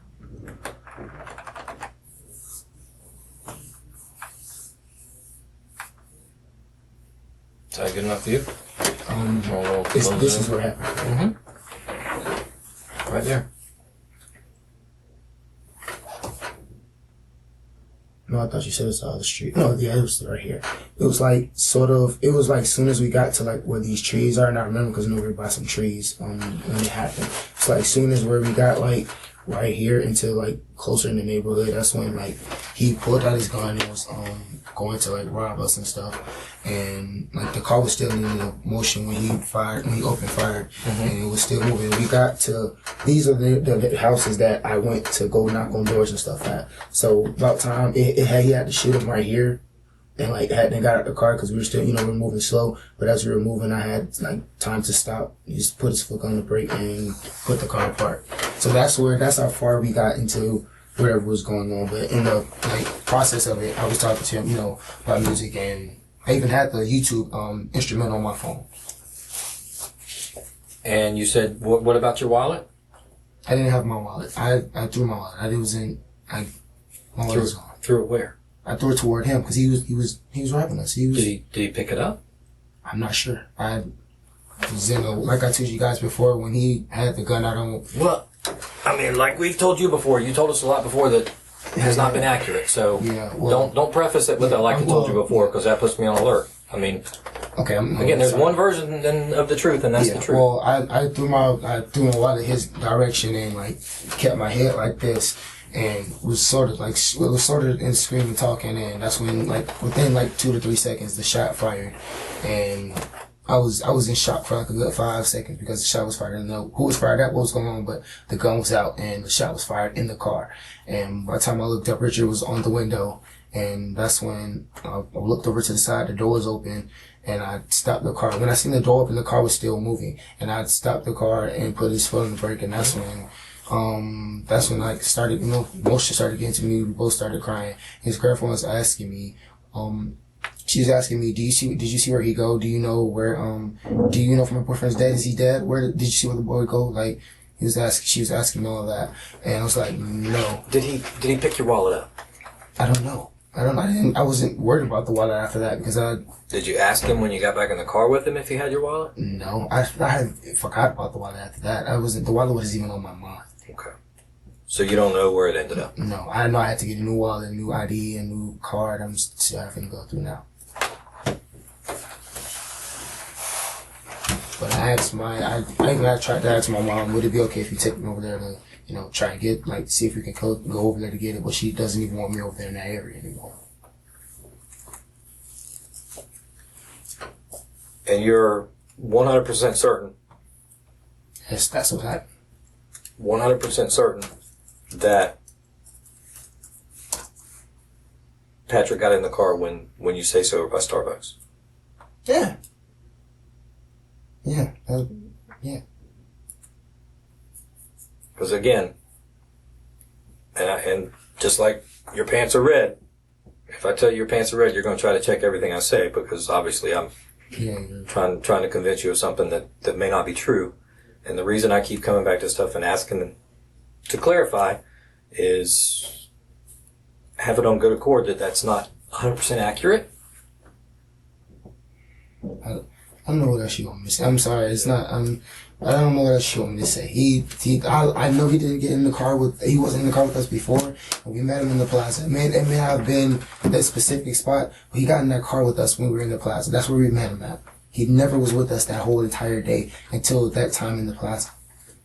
Do you know if he had been with Ashanti anymore that day? I don't. But you were with Ashanti since noon. I did, yeah, but I didn't know she wasn't with him when she first came to my house. She wasn't with him, which was around noon. Yeah, she wasn't with him. She never mentioned the name Patrick to me before. Like, the only other person that I know that's a guy that she dates, his name was Samaj, and that was when we were in middle school. Okay. Like, that's the only guy that I know if she even talked about or even talked to. So, you, Ashanti, and Ashanti's sister rode around in Ashanti's car from noon until meeting up with Richard. Yeah. Never saw Patrick. No. Never just hung out there on Dunn Avenue. Never talked to Patrick. Never seen Patrick. Never even heard of Patrick. Until just randomly coming upon him. And that's when, I don't know if they talked, but from speaking of me, I've never seen Patrick until that time when she introduced us. And that's when it was like, okay, well, I was going off the face of my sister. She's cool people. If she, she said she used to talk, she'd hang out with him, they were talking. I was thinking he'd be cool as well. He's just as cool as she is. She'd be fine. So it was basically just my thinking.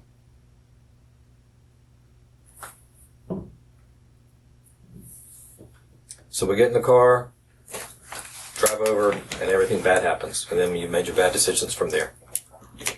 Yes, sir.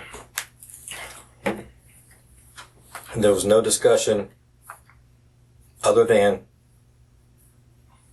Patrick trying to get some weed. Yeah. Yeah. And the parking lot, yeah.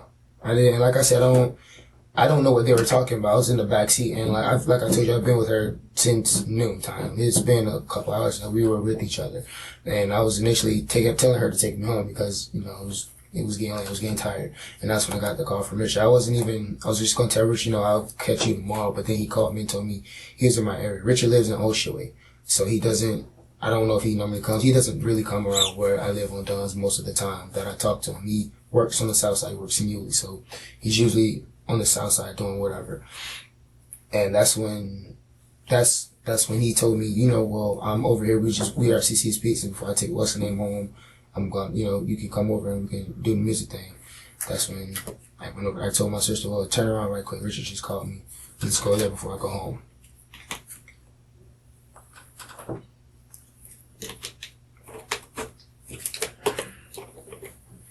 And that's where you're going to try to leave it today? Yes, sir. I mean, I'm telling you guys what I know. I'm telling you guys what I know. I'm telling you guys what I remember. I'm not covering nothing if that's what you guys are thinking. I'm not trying to save my own ass, excuse me, because there's nothing. I'm not a part of nothing. I don't have any. Whatever you guys are thinking, I've already been trying to see what could you guys possibly. There hasn't been nothing that you guys would have thought. I have no reason to be a part of whatever was going on, like, at all. So I'm really trying to help with you guys. I'm trying to cooperate. Shanti's a good friend of yours, right? Correct. Still a good friend, or She won't even talk to me now. Like, she won't talk to you now? No, she won't even get in contact with me. You know what I'm saying? Like, I've done everything. Like, I've told her, sis, I don't. At the time this happened, y'all were obviously pretty tight. Me and Shanti? Yeah. Yeah. We've always been. Shanti's always been my. You trust her? Do I trust her? Yeah. Yeah. Yeah. I mean, y'all were good friends, right? I mean, you vouched for Patrick based on knowing Based her. on your relationship with her and somebody that you claim that you just met minutes before. Yeah. You vouch for someone. Yeah. That says to me that you have a very good relationship with someone, a very trusting relationship. Yeah. That you value her opinion and her relationship that much that you would be willing to put your word on somebody else. Right? Yeah. Okay. So then, no reason or incentive for Ashante to tell us anything different than what you're telling us. Y'all were in the same vehicle. Right. For the same length of period of time. Right? Okay. So then, everything you're telling us should be very consistent with what she's telling us. Correct. It's not. And that's where the problem That's where the problem is. Okay? There's no motivation or incentive for her to tell us that. To make up or manufacture, fabricate, whatever you want to call it. Okay? You know why? Because it's the truth. Okay? She told us the truth. We didn't hem-haw around and come in here and have to physically extract every tiny little bit of information out of her. Okay? Stop trying to think in your brain where we're going with the investigation and just tell us exactly what happened. Tell this man exactly what happened. Who was with y'all earlier in the day? How long you were together? Because this mess of just meeting him minutes before this happened is not accurate. This guy was not with us. That guy was not with us. What? Now, if he was with her and she dropped him off or something like that, then that's just that. But he was not in that car with me before. He was not in that car with us before. You know why this is weighing so heavy on you?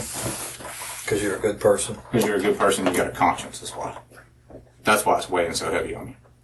What do you mean by that? Because if you didn't have a conscience and you weren't a good person, you wouldn't give a damn about the fact that Richard's dead. Right. Right? I mean, and it bothers you. Does it bother you that your lifelong friend or nearly a lifelong friend was killed right in front of you? Of course it does. I know it's never going to go away. But my only thing is, we're in here to help solve what was going on with Richard, correct? We are, and we thought you were part of that as well. But I'm telling you guys, I'm trying to give you guys everything that you shouldn't have to try. Yeah, it should be something that just happens. Okay. There is no trying to give us everything we're asking. There is no trying to tell the whole truth and nothing but the truth. You either do or you don't. And you came in the door and sold us a bad story. Okay, well, he was not with us before. You don't have to be there. I know you probably won't. This guy was not with us in the car. Now, like I told you guys, if he was with her before she came and got us, then that's a different story. But when I was with her and her sister, he was not nowhere in that car. He was nowhere in that car. And you can't think of any reason that she would lie. No, and that really pisses me off. Like, I don't know why, but she was nowhere in that car with us. At all. Like, really? Well, and even if you take out that we talked to you that night and didn't get a true version, we came back a couple of days later and didn't get a true version, and we came in here today and didn't get a true version. If you leave all that over here and don't even put that in the mix, completely forget that ever happened. It's hard for a logical person to look at this situation and accept and wrap their mind around you, Ashanti, and Ashanti's sister in the car. You've been feverishly trying to get in touch with Richard all day. Yeah. You finally are on your way to get there. And lo and behold, you stumble across Patrick randomly, who coincidentally wants to buy some weed, who coincidentally you're able to say, Richard sells weed. I'm already going to see Richard anyway. We can take care of two birds with one stone. And then you drive around, you vouch for him pretty hard because we've all agreed he was pretty particular about who he let in his car. And a minute later, he's dead. That's a lot of coincidences. I mean, not people see people that they don't know everywhere all the time. All the time, to be honest with you. So I don't see how it's just a coincidence that he was just in the plaza. They see people that they don't know all the time, but they don't allow that person to get in the car, take them to meet up with a friend, vouch for them, and then that friend is dead a minute later. That's where it gets kind of weird. I mean, like I told you, it was off of the strength of Ashanti. I didn't know the guy. I don't know him, but like I said, me and Ashanti have been friends since we were jitterbugs, since we first started middle school. Okay. So of course, I mean, she's been the only person that I've known for the long time that's had my back and been like that for the longest. Yeah, and she's telling me, I know she would never put me in no kind of danger or no situation as if she knows that somebody is a bad guy. And I've always trusted her like that. So of course, I mean, yeah, in my head at the time I was thinking, oh well, I mean, he can't be no bad guy. If she introducing me to him, she's letting us, and then especially if she let him in the car, like, that didn't seem like nothing suspicious to me.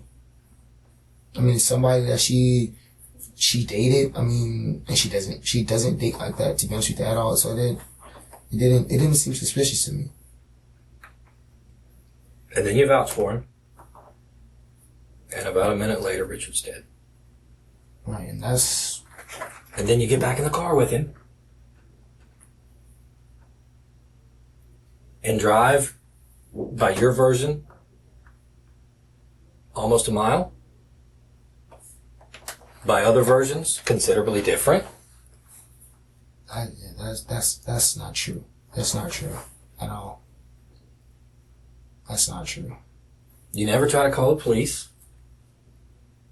And the reason of that, I mean, I didn't call because I was having people, I was running to get help, and you were running to get away. No, you did. You did ask somebody to call. I was running to get away from the situation after the fact that, and I wasn't running to get away right off the top. Like, no, I was not. I was headed towards the JSO. I was going straight that way. That I can tell you straight off without even lying. That I was definitely going. I wasn't trying to get away right off the bat. Well, you ran in that direction. You did run in the direction of the stop station. And then that's when the police was already there. I mean, it was in the police's hands. I thought everything would be handled. Like, this is not something I go through every day. This is not something that I've ever even been through. Right. And again, I get that. I do. But getting back in the car with Patrick, after he killed Richard. It's a dumbass move. No, that's not a dumbass move.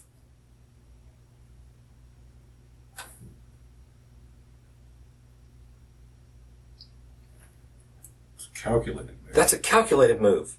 I'm okay to get back in here with this person that just killed my friend. I wasn't. Because I'm pretty confident he's not going to kill me.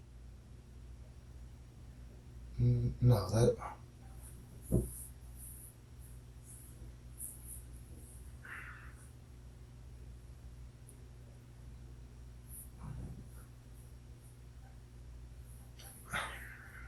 don't know. This is not something I just know to think about it.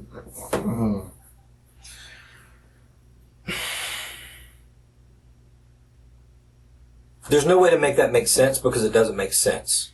Yeah, but that's I'm If there's nothing more to the story, then that does not make sense that you got back in that car with him and left with him. It wasn't any.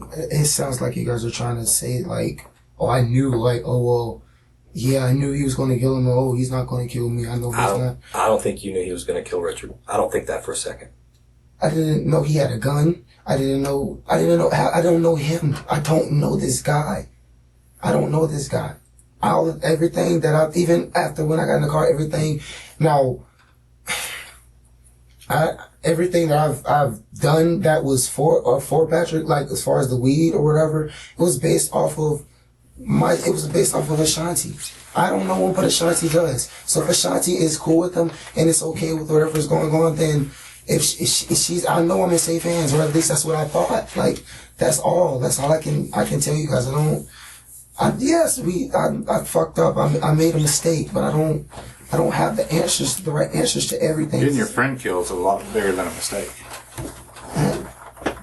Wait, well, you said getting my friend killed? Yeah, that's your friend, right? Not ours. I didn't get him killed. Well, yeah, you did. When you broker a drug deal. Whether you meant for him to get killed or not, you brought Patrick to the party. You vouched for Patrick. And again, I don't think for a second that you had in your mind what was about to happen as far as Patrick killing Richard. I don't think you did. I'm sorry. Something else. Y'all knew something else was going to happen, though.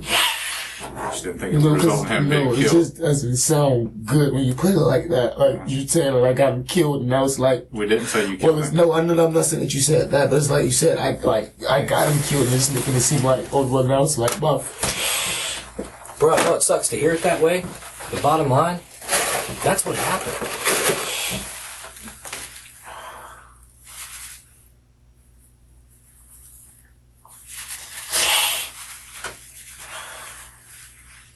And again, I don't think for a second that you thought you were going to pull across that street and a gun was going to come out and he was going to kill him. I don't think so.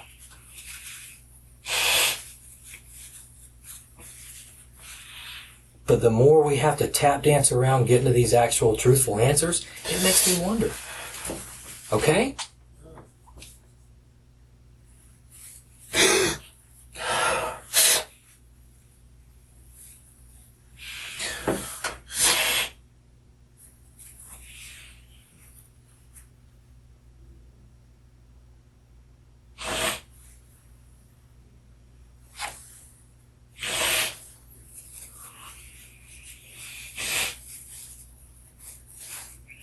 Once he got in the car, what dialogue took place about the drugs? we got in the car with. How many times did he get in the car?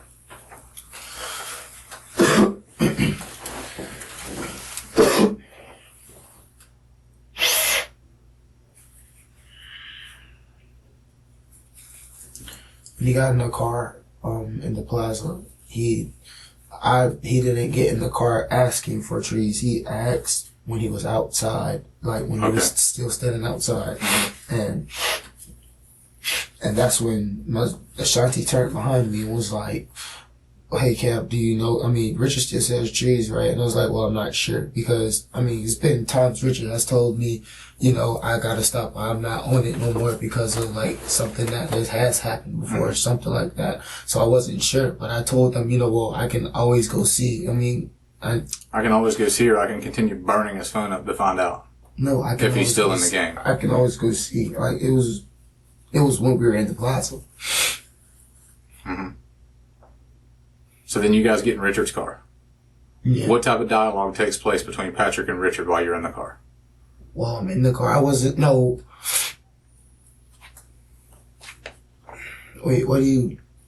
When I got in the car, or when we both got, or when he got in the car after me? Yes. He told him he didn't have the weed on him, but his cousin stayed across the street in Monaco Arms, and that he could always go over there. Like he was like, if you okay with it, I could take you across the street to get it to him. And I was like, you bringing this back over here, right? He's like, he's like, yeah, I gotta take Wesley home anyways. So I guess the guy was like, yeah, that's cool as long as you're coming back over here. And I mean, Monaco Arms is only a 0.1 second right across from the plaza. Exactly. So, yeah, of course, I was thinking, well, we're just going right here next door. It should be fine.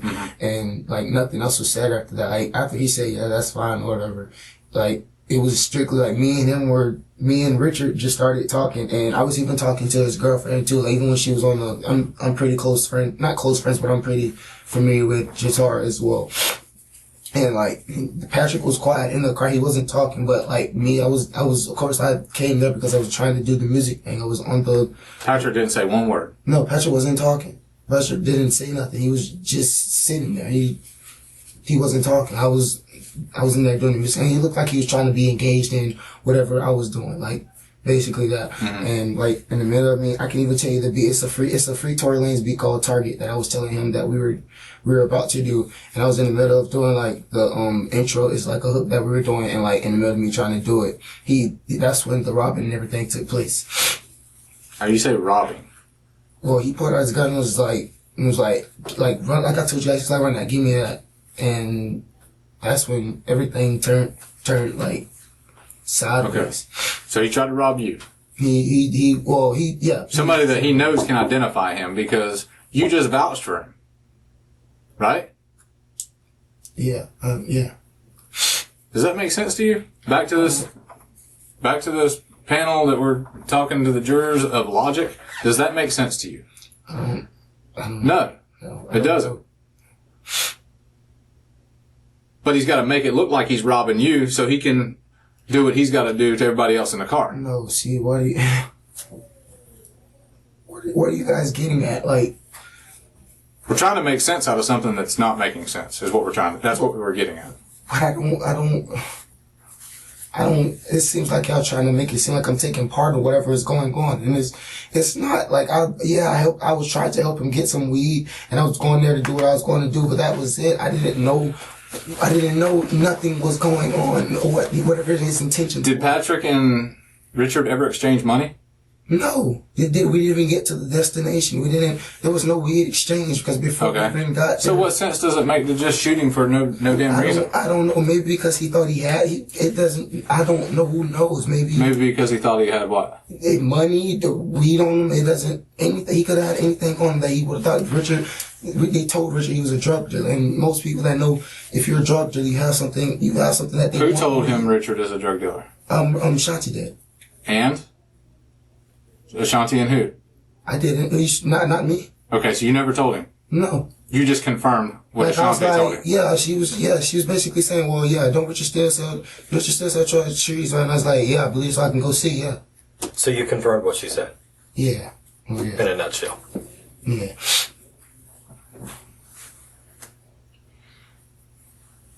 So you facilitated the robbery knowing that he was going to get hit for his money, but you didn't think he was going to lose his life? No, I didn't know. No. I didn't know there was going to be a robbery going on. I didn't know. What do you mean? Cameron. Again, look at it logically. No. I did not know that he was. Why would I know that he was? Richard, if I would have known that, I wouldn't have let that happen. Are you serious? I don't know. You got back in the car with a guy that just killed your friend and rode several miles. Yeah, well, it was stupid. Yeah, I understand that, but I'm sorry, you guys. I'm sorry. I'm not trying to. I'm sorry. I did not know there was going to be any robbery, anything like that going on. No gun, nothing like that. So please don't. Let's not take it there. That is not what that was at all. Hell no. I'm sorry, you guys, but no, that was not where it was pointed. There was no robbery. I didn't know nothing about nobody being robbed or anything like that. So like you said, I told her, I vouched saying that, yeah, he's a drug dealer, but no, I didn't I wasn't saying, oh, well, yeah, he's a drug dealer. So why does he just shoot Richard then?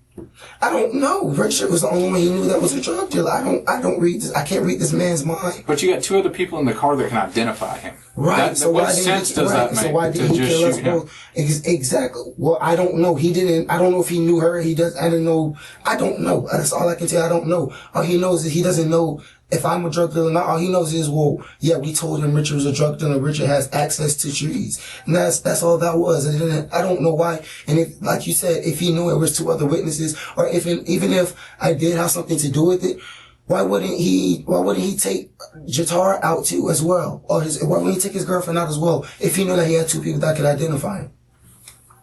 Maybe he's got mercy on the female and doesn't, and she never turned around and looked at him. Well, if that's the case, well, he would have mercy on me, being that he knows that me and Ashanti are close. Like, why wouldn't he have the same mercy on me that he would have on her? Like, doesn't, just because she's a female can identify somebody just how I can. 1 or 2 reasons.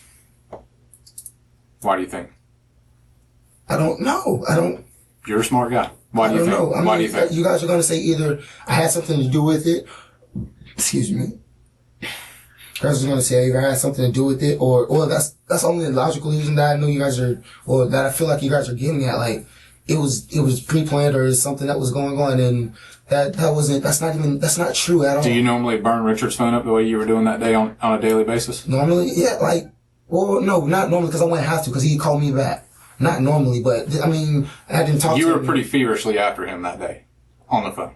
Well, yeah, but it wasn't like no back to back. He was also incoming calling me. So the ones that you guys were seeing wasn't just from me. It was also incoming calls. But you agree there was also calls that we weren't But seeing. yeah, there was calls that I were calling to him too, trying to see where he was. But I normally, you do normally call him 2 or 3 times, and then I'll text him saying, call me back. Or Not something 22 like that. times in a day. Yeah. No, but Not 22 calls throughout a day. And you came in and that night explained, I've tried a couple of times to get in touch with him. right. But if I'm not mistaken, it was once or twice. Yeah, once or twice. Not And then in it's excess of 20. over 20. Well, yeah, we were contacting. I'm sorry about that. We were contacting people. If that was a misunderstanding, we were contacting, pacing forward back each other, and my phone that died also recently, and that's when he was also. I called him back right after that, and told him what was going on, and he was like, "Well, give me another what's I'm gonna call you right back," and that's when I was initially about to go home, like probably like some however many minutes or to an hour, and he called saying the thing about come to CC's, and that's where it began at. And again, all we're trying to do is connect dots and make things make sense. Yeah. Okay. And the fact that there was the 20 some odd calls, and yes, they were back and forth. They were. There's 20 some odd calls back and forth.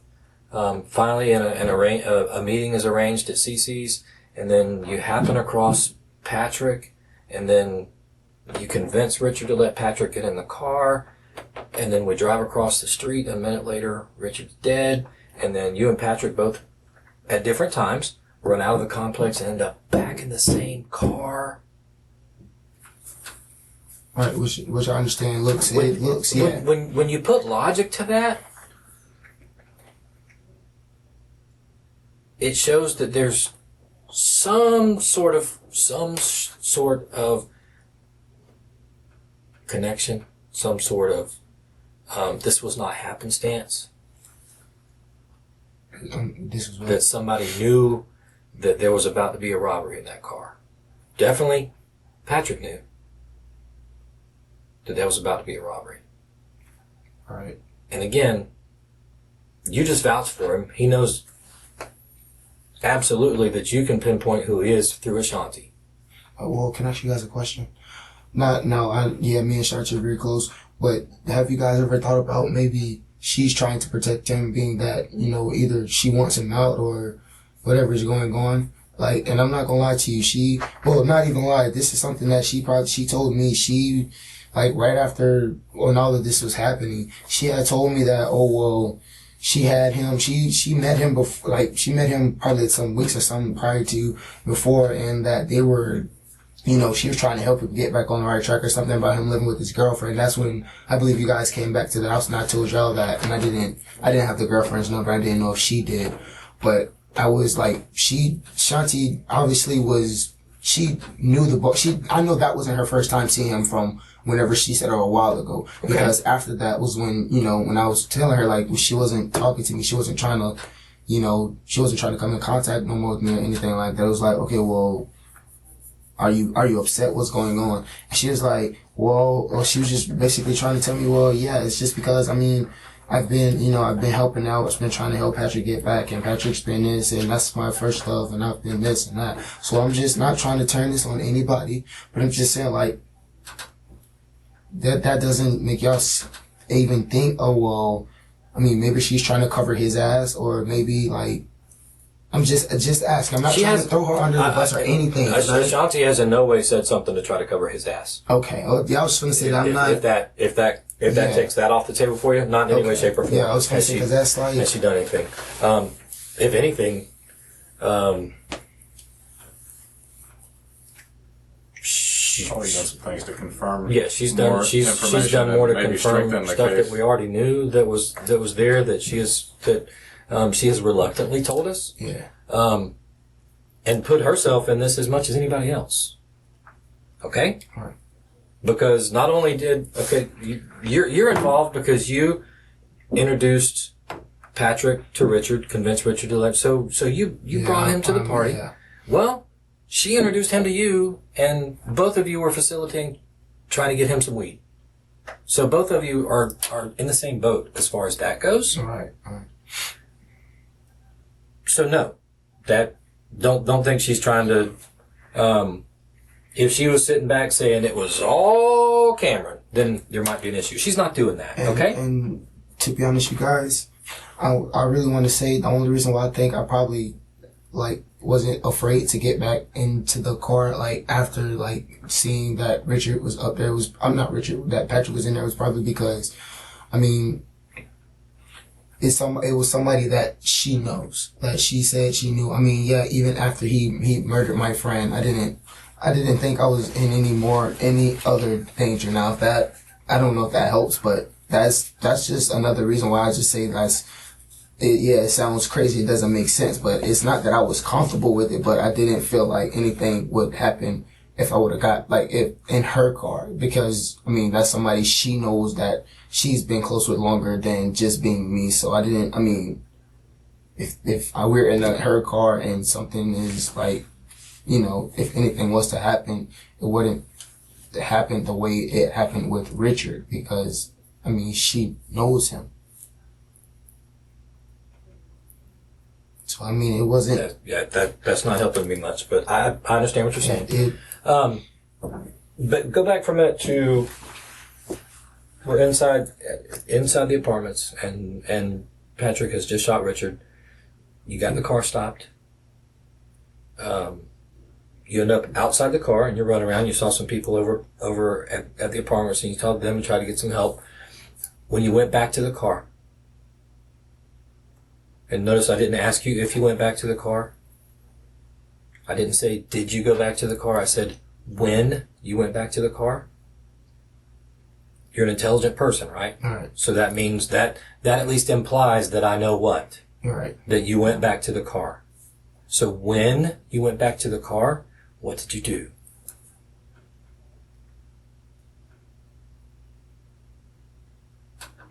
Nothing. No, I'm not gonna lie, so I don't even remember going back to Not only that, when you went back over to the driver's door of the car, what did you do? I think I probably went back to check on Richard. I think I probably went back to see what.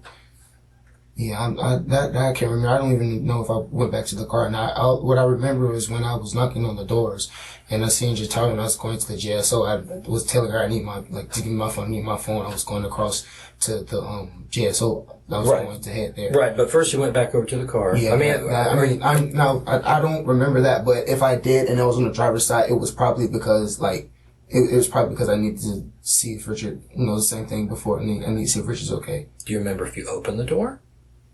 I opened the door the first time. Okay. Did you remove anything from the car? No, I didn't have anything. You didn't take anything away from the car? No. And if I did go over there, like I said, I don't remember, but if I did go over there, it was to check on Richard, but no, it wasn't, I didn't get anything. I wasn't reaching for nothing. I have nothing to get. The girl had my phone. That's the only thing that I knew that belonged to me.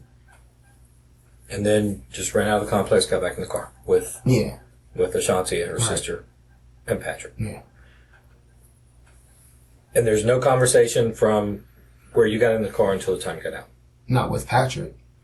I was strictly talking to Ashanti because I mean. What did you say to Ashanti? I was telling her, why is he here? Like, this can't be, like, he just shot Richard, bro. Like, he just shot Richard. Like, he gotta get out because something's gonna happen. We're gonna get in trouble. Like, either he needs to get out or I'm leaving. Like, we're gonna get in trouble riding with this guy. Like, why?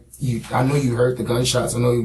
I'm pretty sure he told you what happened. Like, I'm pretty sure you seen him panicking or whatever. I'm pretty sure he was doing when he got in the car, or if he was out of breath, whatever was going on. I know you knew that something was happening. So to save, if not our ass, to save my ass, either he needs to get out of the car now or I need to get out. And it was like, she was, okay, Karen, well, you need to, okay. And I was like, I can't hear that. And like I said, I was emotional crying because there was stuff going on. I wasn't feeling well.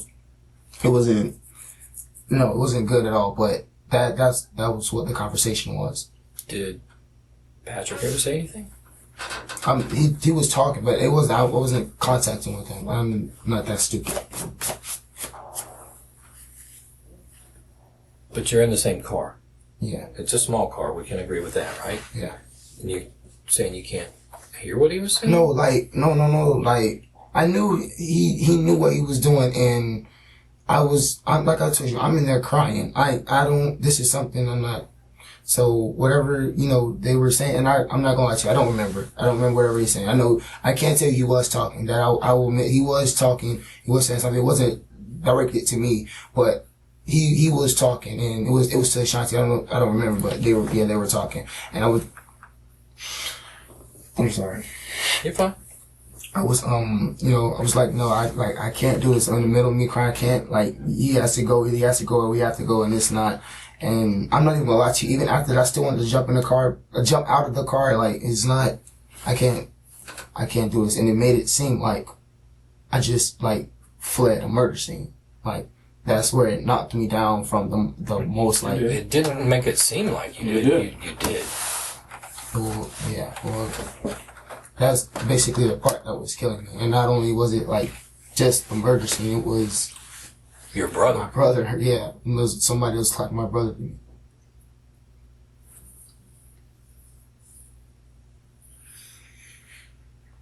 Which again is what brings us back to. And sometimes things don't make sense just because they don't make sense. But nothing about this being a random run into Patrick. Weed gets mentioned. He gets vouched for. He gets in the car and he gets shot less than a minute later. Yeah, well, I'm not trying to cover my ass, but there's been times, and even when I'm at my college now, there's random people that I've run into that ask, oh, I can get some trees from, or, if I could this. And then sometimes it's people that I know, people that go to the same college that I'm at now, and they're same way. Oh, well, do you know? And it happens pretty regularly. Yeah, and I'll give you that. What I'm saying, like, that's how many times has somebody gotten killed less than a minute later? But that's the part. Yeah. Connected with how many times were you blowing the dead person's phone up all day before they got killed after you brought somebody to buy some weed? I mean, yeah, it looks bad, but that's not. I mean, you can't possibly try and connect that. I mean, just because I was blowing them up, like, how it was. I mean, yeah, sometimes, I mean, it gets like that when I have either good music or when I'm trying to find out. Like, I'm not gonna lie to you, just now, like, our last time when we were actually performing and Richard was supposed to come get me, or he was supposed to come get me and I couldn't get out the house the time. He was either blowing me up and there's certain stuff that just plays into it that he'll blow me up or I'll blow him up, but it's not like a blow up that happened that day. It's not like 22 times. It'd be like probably a good 4 times, and then he'll text me and then wait probably another 3 minutes, and then he'll text, like, not text, but he'll call again, and it's like, it's certain stuff like that. So, Yeah, I mean, okay. it's not like I don't want y'all to sit here and try and say that, oh, well, the fact that you guys were blowing each other up before is like connecting to, oh, well, you know, whatever, if this is happening because you guys were blowing each other up, so it had something to do with it. Like, that's not. No, not just that. The totality, the big picture of everything. Okay? Listen to what I'm saying instead of what you're saying. You start out with the 22 calls back and forth, however many, a bunch. I don't remember if it was 22, back and forth. You're in the car with Ashanti, headed home, and then make a time to meet at CC's, turn around and go back. Well, the call was unexpected. Randomly run into Patrick, who you don't know, who you've never met. And then he mentions wanting some weed, and you pull over, and you walk over to Richard's car, according to you by yourself. According to other people, you walked up together. I'm not. I mean, he got out of the car at the time I did. And again, I'm not hung up on that. I'm just saying it's another version that doesn't match what you've said. And you came in here and told me my pants were red, basically, earlier. So it's hard for me to. I'm trusting but verifying. I'm trying to put trust in what you're saying, but it's hard because you've lied repeatedly. All right. So whether you walked up together, we agree that someone who is very particular and very careful about who he lets in his car was persuaded to let somebody in his car. By who? Me. Okay. We drive less than a minute later. That person who you vouched for pulled a gun and shot your friend, your brother. According to you, when he pulled the gun, he said, "Let me run this," and you thought it was a robbery, so you tossed your wallet. Okay?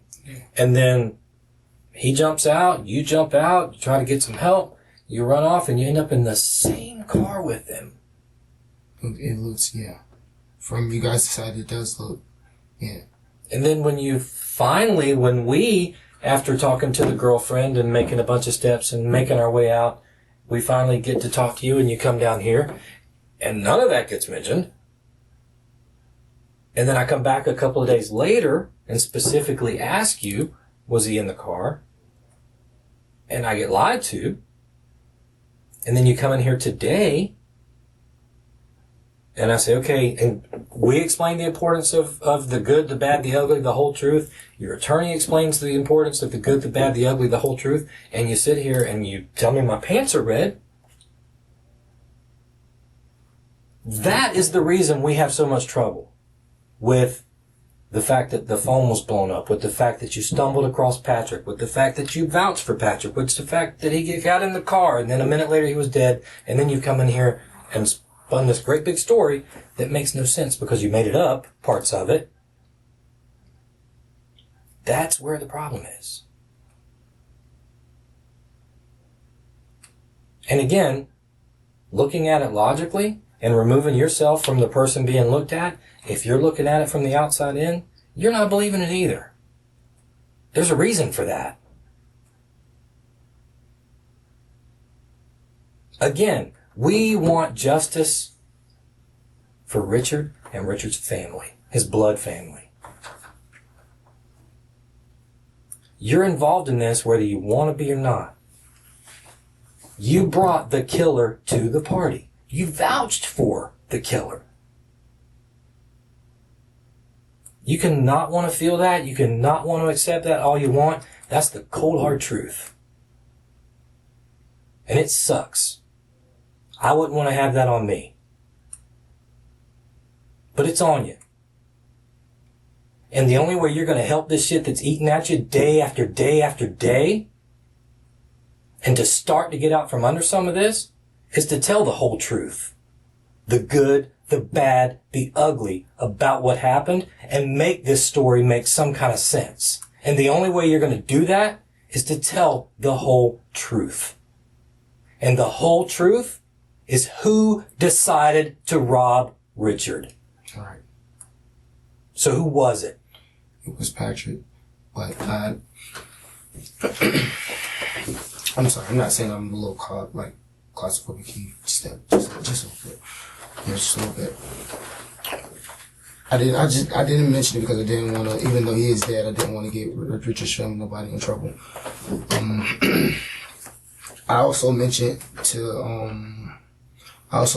them that Richard was strapped. Richard always stays strapped with his gun. Okay. So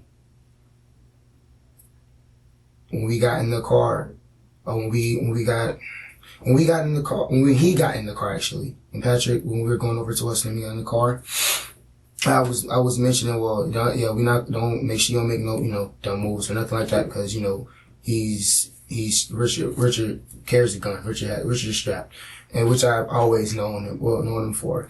And he was asking me, well, I'm sorry, you guys. Excuse me. He was asking me what you mean strapped, like he as if he's like a real cold dead hard killer drug dealer. I was like, well, not like that, but he's basically it's for protection, because stuff happens. We're in Jacksonville, stuff really happens, so it's for protection. And he was like, oh, okay, yeah, because I don't want to get into nothing like that, and all that, trying to make it seem like well, that's all he's looking for. So, I mean, no, I didn't initiate, I didn't initiate, and I didn't plan to rob Richard, because I would have never do nothing like that to Richard. Like, yeah, I set it up and it's on me, and I have to accept that. I understand that as much as he's going to kill me, I'm just going to have to get through it. But truthfully, it wasn't planned to be a robbery from me or Ashanti or her sister. Nobody else knew about that but Patrick. And he took Richard's gun. Okay. What did he do with it? He took Richard's. Now, I don't know, but I know he took Richard's gun. When I looked, when I was in the little position like this, and I was able to peek out, he reached up and grabbed Richard's gun and hopped out the car and ran. So I know he took Richard's gun. What kind of gun did Richard have? Richard's gun is black. So, I'm not sure. I'm not familiar with guns, but I know it was a whole. You know a difference between a revolver and a semi-automatic? Yeah, revolver doesn't have a clip, I believe. Okay. Yeah. Like a cowboy gun has a cylinder, the bullets go in, and then a semi-automatic, the magazine comes in the bottom like ours. Yeah. What? Can I see yours right quick? I'm sorry. No, I'm not going to pull it out. Yeah, don't pull it out. Yeah, no, I'm sorry. It was smaller than you guys's, but it was like the same shape, same. Like a semi-automatic. Yeah. Okay. But it was like just a tad bit smaller. Okay. And I'm able to say because I've seen Richard's gun before. It's not the first time I've ever been with Richard. But I know that when I mentioned the gun thing about, Richard having a gun and, him always carrying it like that because, he's particular. He's gotten in trouble about weed or something like that before. Okay. So I know for a fact that if something goes down, Richard is going to react. So me saying that, I was basically trying to warn him, as if, he just come to let me go and let me talk to him first before you listen, because he, Richard stays strapped, he not this, and that's when he was asking me, like, hold on, what you mean? Like he busting or something like that. He a cold dead killer or something. I was like, nah, but it's for like, I drug dealers. I was just trying to talk to him basically as if, stuff gonna be cool. It's just, I'm gonna do what I gotta do. I'm gonna mention it to you, or I'm gonna mention you to him to see if he gonna help you out or whatever. And I thought that was gonna be it. I didn't have no clue that he was gonna think, oh, maybe I can rob this guy. I didn't even know this guy had a gun on him. He had a long white shirt on with, I think it was either jean shorts or jean pants, but I can remember what Patrick had on. Okay. Did Richard ever pull his gun? Richard's gun was on his lap, but I don't know if he pulled it. But it happened fast. Like, it happened to the point where, like, if Richard he didn't have time to even, pick the gun up. He didn't have time to before Patrick had shot. Like, I know, as soon as it happened and I was ducking down, as soon as I was getting to the covering myself up. Like, that's when I heard the shot, and it scared me, but I was able to peek and seeing that, you know, he reached up and grabbed Richard's gun and, like, ran out the car. So you never saw Richard turn around and start waving the gun or anything? No, Richard wasn't able to, but when I walked up to the car before I got in, the gun was on Richard's lap. Okay. When you got back in the car with Ashanti and Patrick was in the car? No, that I promise you guys, I don't know if he still had the gun, but I didn't see the gun. I was concerned about it, but like I said, I didn't think he would, and which was dumb, I'm not even gonna lie, which was very dumb on my end, because he could have easily just killed me and would have told her I had to, because he seen my face. Like, thinking about it now, he could have came right back and finished what he started. But you did not see a gun. No, in Ashanti's car, I didn't see anything. Okay. Where did Ashanti drop Patrick off? About how long was he in the car? About time, like, when she was... I'm sorry, I'm not trying to think of nothing, but it wasn't before she... no. I'm sorry. It was before we even, like, it was closer to my house, but it was before we even got in my neighborhood. It wasn't where you said on the computer. It wasn't, well, it was close, but it wasn't like that close, but we did. He had her, like, basically as if he was trying to get away. Like, he had her, like, go this way, like. So he was directing her where to go. He was directing her. Did he direct her to Broward Road?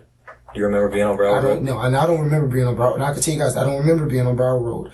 But I knew that, like, while he was directing her, like, that's when I started to say, hey, I can't be, like, doing this. If he need to get out right now, I need to. Because, I mean, first of all, it's dumb for her to take direction from somebody that she knows something just happened to. It was dumb for me to get in the car knowing he was in, or knowing that when I got in, he was in there.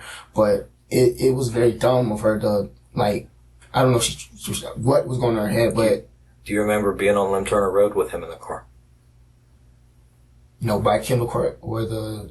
Well, further up by the bridge, going towards the OK. Past Roses? No, Past Roses. No, not at all. We didn't, I wasn't, and if that's where they were, then I'm not saying that I'm sure, but most likely after or whenever she did drop me off, she probably had him to come back, or she probably went back and got him, or however they got in touch. But I can tell you right now, we never even got as far as Broward or over there by the New Roses, because it took us literally like probably 7 to 8 minutes to take me home after what was going on. Like basically like he was trying to dodge lights. He was trying to get out of the clear, and that's when I was like, no, I can't. I'm not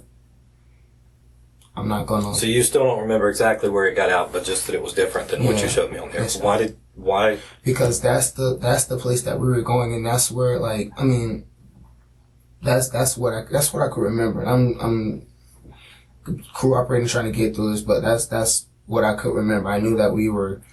Cameron, how many lies have we had to sit here and sort through? You know, you understand and realize that we could have been done in probably 30 minutes or less. Yeah. Had you have just come in Not and said, 2.5 hours. this is what happened, okay? Correct. These are your words, not mine. I'm trying to cooperate with you guys. Okay? You keep saying that repeatedly over and over and over and over again. Okay? When Detective Edwards has to sit here and continually disprove the majority of information that you're telling him, does that make it look like you're trying to come down here and do the right thing? No, sir. Stop wasting time. Stop making things worse for yourself. And tell the man. Obviously, you know the stuff he's asking you, he already knows the answers to. Stop trying to outsmart him. Stop trying to figure out where he's going with the questioning, and just tell him the truth. Because I'm going to sit here and let you lie. I think I've shown you that. I'm going to sit here and let you lie. I'm going to take your lie. And then I'm going to come back to it a few minutes later, and we're going to talk about it again, and you're going to end up stumbling over yourself, and you're going to end up looking silly. You're not doing anything to help yourself. You're not good at this. You're not a good liar. You were raised right. Something bad happened, and you are trying your damnedest to make it worse and worse and worse. They dropped me off in my neighborhood first, before he even got anywhere. Before they went anywhere else, he dropped me off in my neighborhood. Who dropped you off? Shanti and Patrick was there. That's again not what we're being told. I promise you that is now that I'm that. If that's not the truth, then nothing else is the truth. They dropped me off in my neighborhood. I didn't want them to take me home, one, because I didn't want him to know where I live, and I didn't want to go home with, like I said, with the stuff that was like going on with blood and stuff on my hands. I didn't want to go in the house with getting in trouble with my mom, and then she seeing that and freaking out even more. But they did take me to and not only just that, if they're saying that that's not the truth, we can even go back. There's a guy at the same place that they dropped me off at, that he's one of the, I don't know if he's a president of the neighborhood or somebody like that. He has a camera that's pointing directly at the point of where we were. And if you guys need to go back, or if you're able to, you can always go back and check that out for yourself with him, if that would be okay. But I guarantee That's on Apple Blossom? Yes, sir. I guarantee you that is exactly where they dropped me off at, was back in my neighborhood. Okay, so you got in the car on Monaco. Ashanti, her sister, you, Patrick. Right? Right. Ashanti's driving. Sister's front passenger. Patrick's the front passenger. You're the rear driver's passenger seat, and her sister is behind you or next to you. Mm.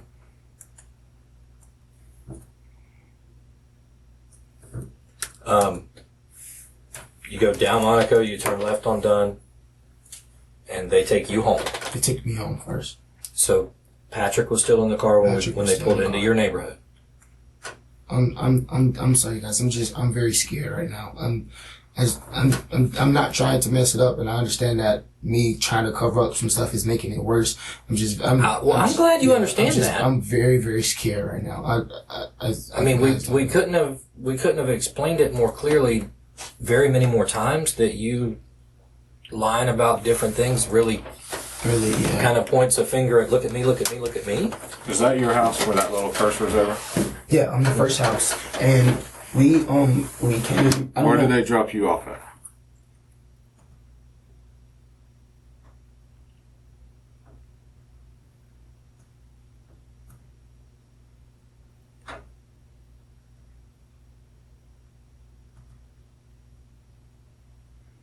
You can expand it right here if it helps.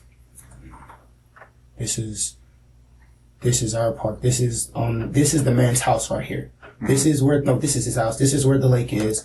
This is the parking lot, and this is the man's house, and this is where they initially dropped me off at. So y'all drove all the way through the neighborhood to the back of the neighborhood. To the back of the neighborhood, right here.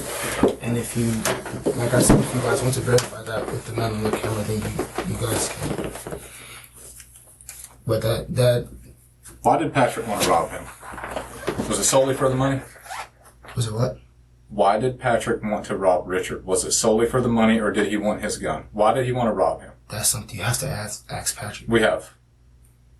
Well, I don't know. I can't tell you that because I didn't know that the robbing was even happening. I didn't know it was going to happen, so I can't give you an answer to that. Why would you feel it necessary or important to let Patrick know that Richard is always strapped then? And not to try anything. I mean, because if you look at Patrick looks like he's a thug. Like, not even just that. Like, you know why? I'm going to answer it for you. Because there was a discussion ahead of time about what was going to happen. I don't for a second think that y'all discussed that Patrick was going to kill him. I don't. So you think we're discussing a robbery? Yes. I do. That's not accurate. That is false. Okay. Which would go along with every statement that you've given us today. False. Correct? That is. How would I be able to have a conversation with him if he wasn't in the car with us? Who? Patrick. I don't know. That's for you to explain, not for us.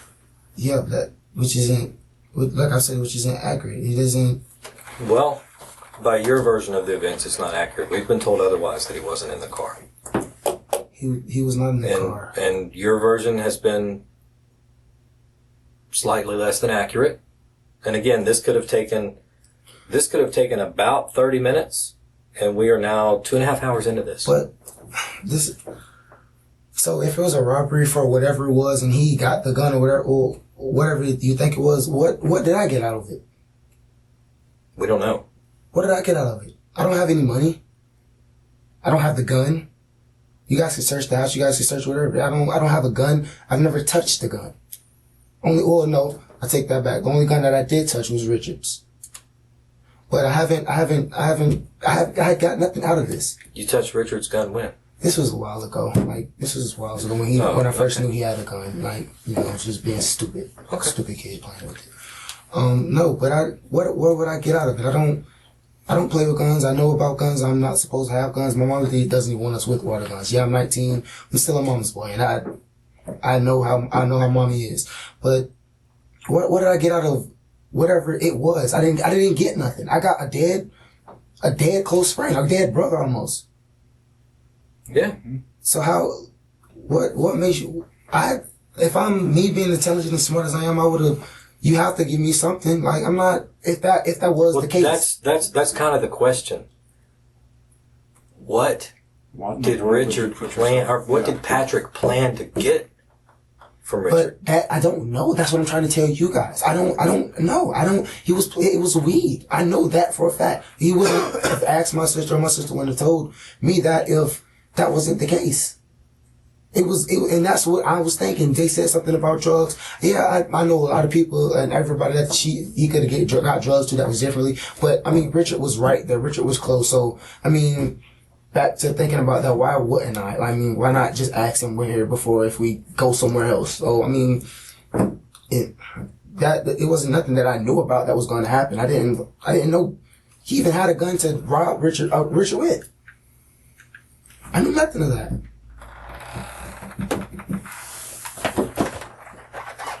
So you never saw Patrick with a gun? No. Until he pulled that gun out. Until he put the gun out. But I mean, I'm not gonna lie to you. I was suspicious of him because, I mean, nobody just walks around with a bandana, a camouflage bandana on their hand and wrapped in, like, on their wrist, wrapped in their hand. So, I mean, was his hand wrapped like that when you saw him over by Starbucks? Yeah, I'm not gonna lie, I don't know what he had afterwards. When did you notice his hand was wrapped like that? When we were in the car. Okay. When we were in the car. So you got out of the car after noticing that his hand was like that, and in your words, it was suspicious, right? Yeah, well, I mean... Yes or no? Yeah. Walked over to Richard's car and vouched for him. Yeah, because I wasn't thinking too much of it. I mean, he had it tied around his wrist and was playing with it in his hand. I mean, and I don't know if it was gang related. There's no telling. He looked like a suspicious dude. But I mean, I run across people that look way. Why in the world would you vouch for somebody like that? Off of the name of my sister. Like, that's somebody she knows that she's close with. Like, I mean, that's somebody she knows. But not, this is somebody my sister knows that my sister says is cool. That's not what you told Richard. What you told Richard is, this is my dog. He's cool. He ain't gonna hurt you. This is my dog. Not, this is my sister's friend that she used to date that I've never met before that had a suspicious bandana wrapped around his hand. I didn't know that they dated until after all of this had happened. Okay. But you introduced him as, this is my dog, yeah. I mean, yeah, I mentioned Shanti, but yeah, I did say, yeah, he's cool people. And then we drive across the street, and he's dead. But out of all people, like, why would I make it seem like I was trying to come after Richard or something? Like, we don't think you were trying to come after Richard.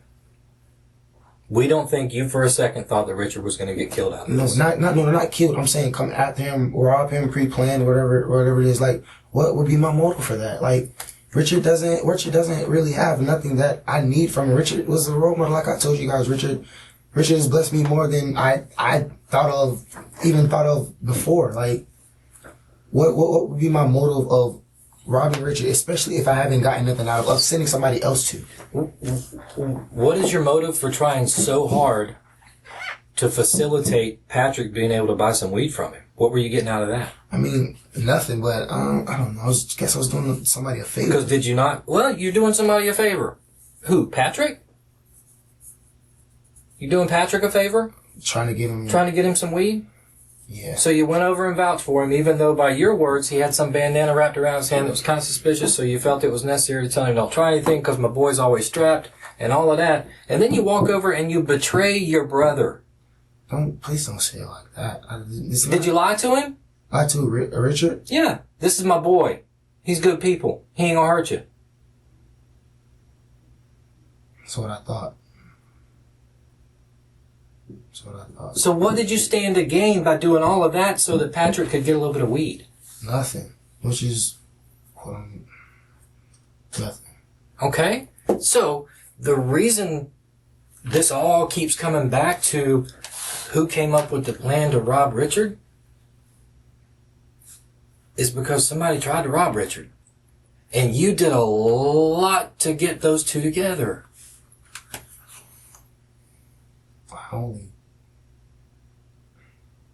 Even if you accept that you randomly ran across Patrick over by Starbucks and brought him over, you still walked over to your friend, your brother, and vouched for him after feeling like he had something suspicious wrapped around his hand. So, and then within a minute, that dude's trying to rob your friend. And then you leave after your friend is shot in the head and killed and get back in the car with him. And then you go home and don't make any attempts to notify the police. When the police finally find you, you come down here and you lie. Because the police were already there. And when we come back to you 2 days later, you lie. And then you come down here and you lie for going on 3 hours. Put yourself back in that jury box. The only way that makes sense is there's more to the story. Well, what I can tell you guys is I didn't have nothing to do with the robbery. I didn't want to rob Richard. And I had nothing to do with the robbery. So the robbery was never discussed around you? No. Nobody even knew nothing about robbery. I've never robbed nobody ever. And it was, I don't know nothing about robbery. I don't know how to. Yes or no? No. The robbery was never discussed around you? You had no earthly idea that Patrick was going to get in that car and try to rob Richard? No, I did not. At all. And that's what you're going to sell? That's exactly what I'm... Yes, I did not. I did not know there was going to be a robbery. And especially if I did, if I did, I wouldn't have let it be Richard. I definitely wouldn't have let that happen. Richard didn't deserve it, and I know that. But that's not something that I'm just going to sit here and just think about. Oh well, who am I going to rob? Who would I need to rob? What's going to happen if I rob so and so? Like, we're talking about Richard, somebody who was taking me to studios, helping me chase my dream, basically. Yeah. Somebody that was helping me chase my dream. Yeah, I made bad choices, I made bad decisions, but no, I've never known nothing about robbing. I didn't know how to plan it or nothing like that. I'm not part of the robbery at all, and that's what it is. That's that. Nothing else. No, it wasn't a robbery that I knew of. And you weren't going to get you weren't going to get a little piece of whatever he was buying. You stood, no, because you stood to gain nothing from setting up the weed deal. Nothing. Just you were trying to, trying to do. Yeah, because like I've done that before. I've done that before plenty of times. You know, if people need weed and they come to me, it's most of my friends, I made bad choices. I have bad friends. And, you know, it's just some stuff that I sometimes used to help them out with. Is just how that was. Yeah, you know, it was bad, but it's just how I used to live.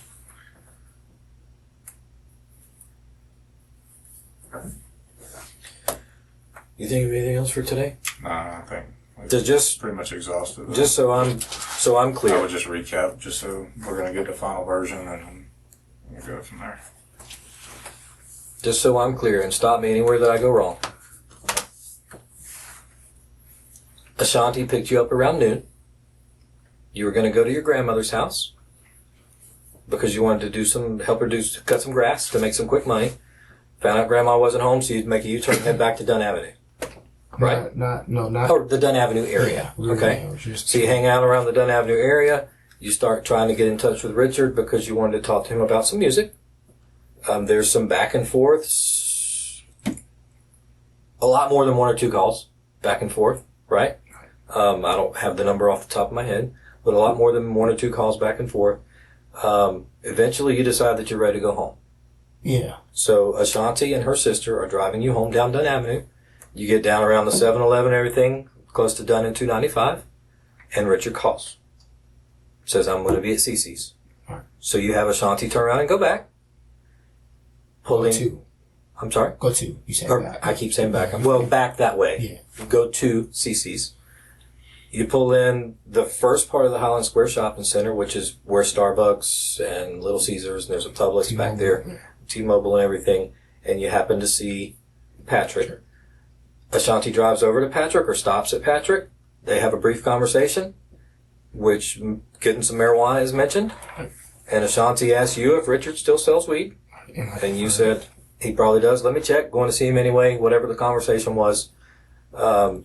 Richard gets in the car. I'm sorry, Patrick gets in the car. Did he get in the front seat or the back seat? He was in the front seat. So you and Ashanti's sister were in the back? Yeah, her sister, I don't know what it is, but she's always been she has this thing where she usually wears how females have these little bundles or something in her head. I can't really explain it to you because it's weird, but she has some bad thing over her head, and Ashanti's front windows aren't tinted. So she was thinking, well, they can see that in my head, and she didn't have what's her name, or so forth and so on, so she just sat in the back, and I was like, okay, well. So, Ashanti's up front, her sister's in the back seat, and you're in the back seat? Yeah. Well, no. I'm sorry. Now that sounds, no. We went over to Ashanti's house as well. I left that out. I'm sorry, you guys. I definitely left that out. We went over to Ashanti's house. Her sister didn't have all that going on until afterwards. She was in the middle of doing, her hair and stuff. And that's when I told her we were going, just take me home type, let me go home. Where does Ashanti live? I don't remember her address. She lives Pumpdale. Right in that little plaza where the little Disco Don Club used to be. Yeah, I don't have the address off the top of wait, yes I do. So Maribel? Yes. 8241 Maribel. Yes. So now we see that's why I said back me up if I go wrong somewhere. I totally left that out. Okay, so she picked you up around noon. Ashanti, her sister, and you are in the car. You try to go to grandma's house. That falls through, so you go right around the Dunn Avenue area. At some point, you start calling Richard. You go back and forth on the phone with Richard. At what point did you go to Ashanti's house? That was one of the times when we were when my phone was going dead, and that's when I was charging my phone and telling him, hey, what's the name, so where's your car? Do you know roughly what time? No, can't remember. No. 2, 3, 4, somewhere around there? I know it was early because an hour within or two, that's when he had to call me back, but I'm not sure off the top of my head, but yeah, So that's when. what's her house look like? It's on the side. Yeah. Ashanti's house. So you leave Ashanti's house, and because she has put the bag or whatever in her hair, Ashanti's driving. Her sister is in the back seat. Yeah, I thought her sister was going to get back in because her sister was in the front seat when they came and got me. She didn't have the stuff on her head. We were at her house for a little bit. Okay. And that's when she was doing her hair, whatever else, and we were leaving, but she wasn't ready yet. So that's why she was looking for a bundle or something, and it was a bag over her head. You can ask her sister that, she'll tell you that as well. It was a bag over her head, and I came out of the listening before she did, thinking she was going to get in the front, and that's when she got in the back, and I was asking her, why didn't you get in the front, blah, blah, blah. And that's when she hadn't told me. It's okay, well, but we were already driving in, so I didn't budge to get in the front, if that's what you guys are asking. So you leave Ashanti's with you, her sister in the backseat, and Ashanti driving because she had the thing on her head. No, you said that all wrong. Ashanti was driving, her sister had the thing on her head. Well, her sister had the thing on her head, she sat in the back, but that's why the two of you were in the back. Yeah. Because of the thing in the back. Okay, so from Ashanti's house, you're heading home. We're heading home. To your house on Apple Blossom Trail. All right. Okay. So you get around the Dunn and 295 area. All right. And Richard calls and says, I'm at It says, CC's. yeah. So If you you got get- time to, if you get still Ashanti to turn around and you head towards CC's. Right. Pulling into CC's, or pulling into the Highland Square, you pull into the first entrance down by Starbucks. Right. She happens to see Patrick. She drives over, has a little discussion with Patrick. Patrick gets in the car. Right. You reach out to Richard, or you tell them that Richard used to sell weed, and I'll check with him, whatever, however that takes place. Drive over to CC's. You get out. Patrick starts to get out. You walk over, and you explain to Richard, talk to Richard about the music for a minute, and then you tell him, my boy wants to get some weed. You don't know any of the details about how much he was supposed to get, but after whatever time, Patrick comes over and gets in the car.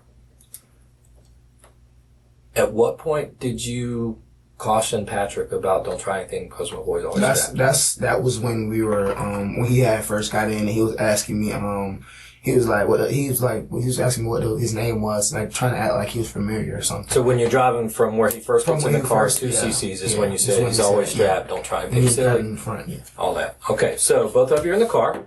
Richard's driving, his girlfriend's in the front. You get behind Richard. Yeah, yes sir. Patrick gets behind the girlfriend in the back seat. Pull across the street into the Monaco apartments, or the Highlander apartments on Monaco. And without warning, nobody knows anything, and Patrick pulls a gun and says, either let me run this or let me get this, something to that effect. Sling, yeah. And you threw your wallet and kind of bundled up, Yeah. and then you heard the gunshot. After the gunshot, you saw Patrick Grab the gun. lean up and get Richard's gun. Yeah. And then Patrick takes off running. You did everything you did at the scene as far as talking to the neighbor, checking on Richard, and then you ran off. Yeah. You get back in the car, out on Monaco, basically behind the side of Highland Square. Ashanti's driving. Patrick gets is where? Passenger. The front Yeah, passenger? yeah. You get in behind the driver, and her sister's over here. Behind Patrick. Are you 100% on that? Positive. Okay. Drive down Monaco, turn left on Dunn, and they take you home. Right. After the little traffic. So it was back. You took the back streets to get back to your house versus straight up Dunn Avenue. Yes, sir. They drive all the way through the neighborhood, drop you off at the back, and there was no conversation. Why did you do that? What just happened? None of that. No, I didn't. No, I didn't want conversation with him. I didn't. No, at all. What about you telling Ashanti he's got to get out or I got to get out? Did that really happen or no? Of course that happened. Yeah, that happened. But I mean, after that was he was. Oh, that no, not after. That was during the fact of when we were going through the plazas and all that. But the only reason why I probably didn't get out was because, and after you guys clarified, it was because I didn't have another way home and I didn't want to call my mom because of the trouble that I was going to be in.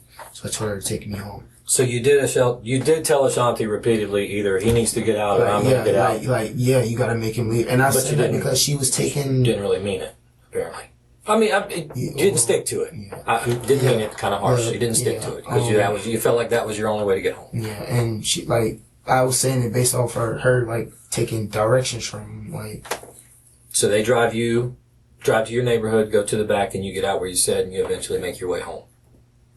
Right, and that was the end of it until you guys came. And you know absolutely nothing about any kind of planned robbery. No planned robbery. I didn't get nothing out of it. I didn't, sir. If I would have known that was going to happen, I would have saved Richard's life. I would have told him not to. That's not. I've saved people's lives more than once actually. Okay, it was a simple question. Yes, sir. I'm sorry. You knew absolutely nothing about this being a planned robbery. No. No word of it leading up to that. No. And nothing was said in the car from where you got picked up until where you got dropped off No. about why it happened or anything else, why you had to shoot him, nothing like that. Not at all. You never saw Richard raise a gun. Nope. But you know that you saw Patrick take his. Yeah. Didn't ever see a gun in the car, either before or after the shooting in the Ashanti's car. No. And you and Ashanti have or had not had conversation about any specifics since this happened? Since it, no, like I was basically trying to ask her like, well, like what's going on? Like trying to get her to talk to me because, like I told you, well, no, I'm sorry, no. And that's everything, the truth, the best that you can remember it, even though we had to go around our elbow 3 times to get here. Yes, sir. I apologize as well. Yes, sir. Are you sure? Positive. You're gonna stake everything on that. Positive. Because again, if there's a time to make things right, it's right now. Actually, it was at about 2 o'clock. But we're still trying to make absolutely sure that we're not going to come up into something later and have to have another discussion where things are remembered differently and all that. This is absolutely everything today. Yes, sir. Sure. Positive. Okay. I just had 2 quick things, and I might have missed it during your recap, but just to confirm, when you and Patrick got in the car with Richard, Richard's gun was on Richard's lap, correct? Yes. Okay. All right. I just want to clarify that. And then during the 9+ hours, or actually it's probably a little bit more than that. When did you get? Yeah, it was about 9+ hours. You and Ashanti were together. Yeah. All right. That's a long time, right? You guys, the furthest you went away from the Dunn Avenue area was to Ashanti's. It's her house. That was it. It's her house. Okay. Nowhere else. Yeah. I mean, and you guys would have gotten there how? By Lim Turner? To Shanti's house? Yeah. Or did yeah, you go on 95 to Edgewood? She usually takes them. Lim She Turner. takes the back Okay. way. So it's not like you guys went to the St. John's Town Center and went shopping. No. Not like you went to the Avenues Mall and went shopping. Not like you went to Regency. No. Not like you went to the beaches. Went to Fernandina. Nowhere like that. No. Strictly that north side Yeah. area between the Dunn Avenue corridor and where Ashanti's residence is. Yeah. Okay. And never saw Patrick from the time she picked you up at noon until the time you stumbled across him at Starbucks going to meet Richard. No. Never, ever, ever saw him before that. No. Never saw Rich. Not Richard. Never saw Patrick. At any time during that day, no meeting up with not Patrick. The time, no, not that whole day. And what about the day before? Not that day. No, not the day before. Like I've heard of his name, but I didn't know him. I didn't know him. So you've never seen Patrick a day before in person, other than hearing a name, No. than that evening. No. Once again, I apologize. I was supposed to call one of you guys or my attorney or somebody to let you guys know this, but I just saw something that I remember when I was looking back, trying to see when was the last time me and Shanti talked, something that me and my mom was going on. She sent me a picture. Not a picture, she sent me a video. She had just got a new dog some weeks ago. And it was Patrick that I realized that was in the video of what she sent me. And I never asked her who it was, but it was Patrick in that video. So I've seen it, but I didn't remember. Now that's This is before or after? This was before. Okay. This was before this situation happened. But I did, yes. When I was going back looking, I had realized, But again, that's by video. I'm talking about not in person. Yeah, no, sir. Personal encounter. Yeah, no sir. With him. No sir. Okay. All right. I hope that's everything. I really do. As hard as we work to get to it, I hope that you don't look back on today and think, damn, I wish I'd done things different. Yeah. If I do, I'll call you. I still have you guys just cards. I'll call. Okay. Alrighty.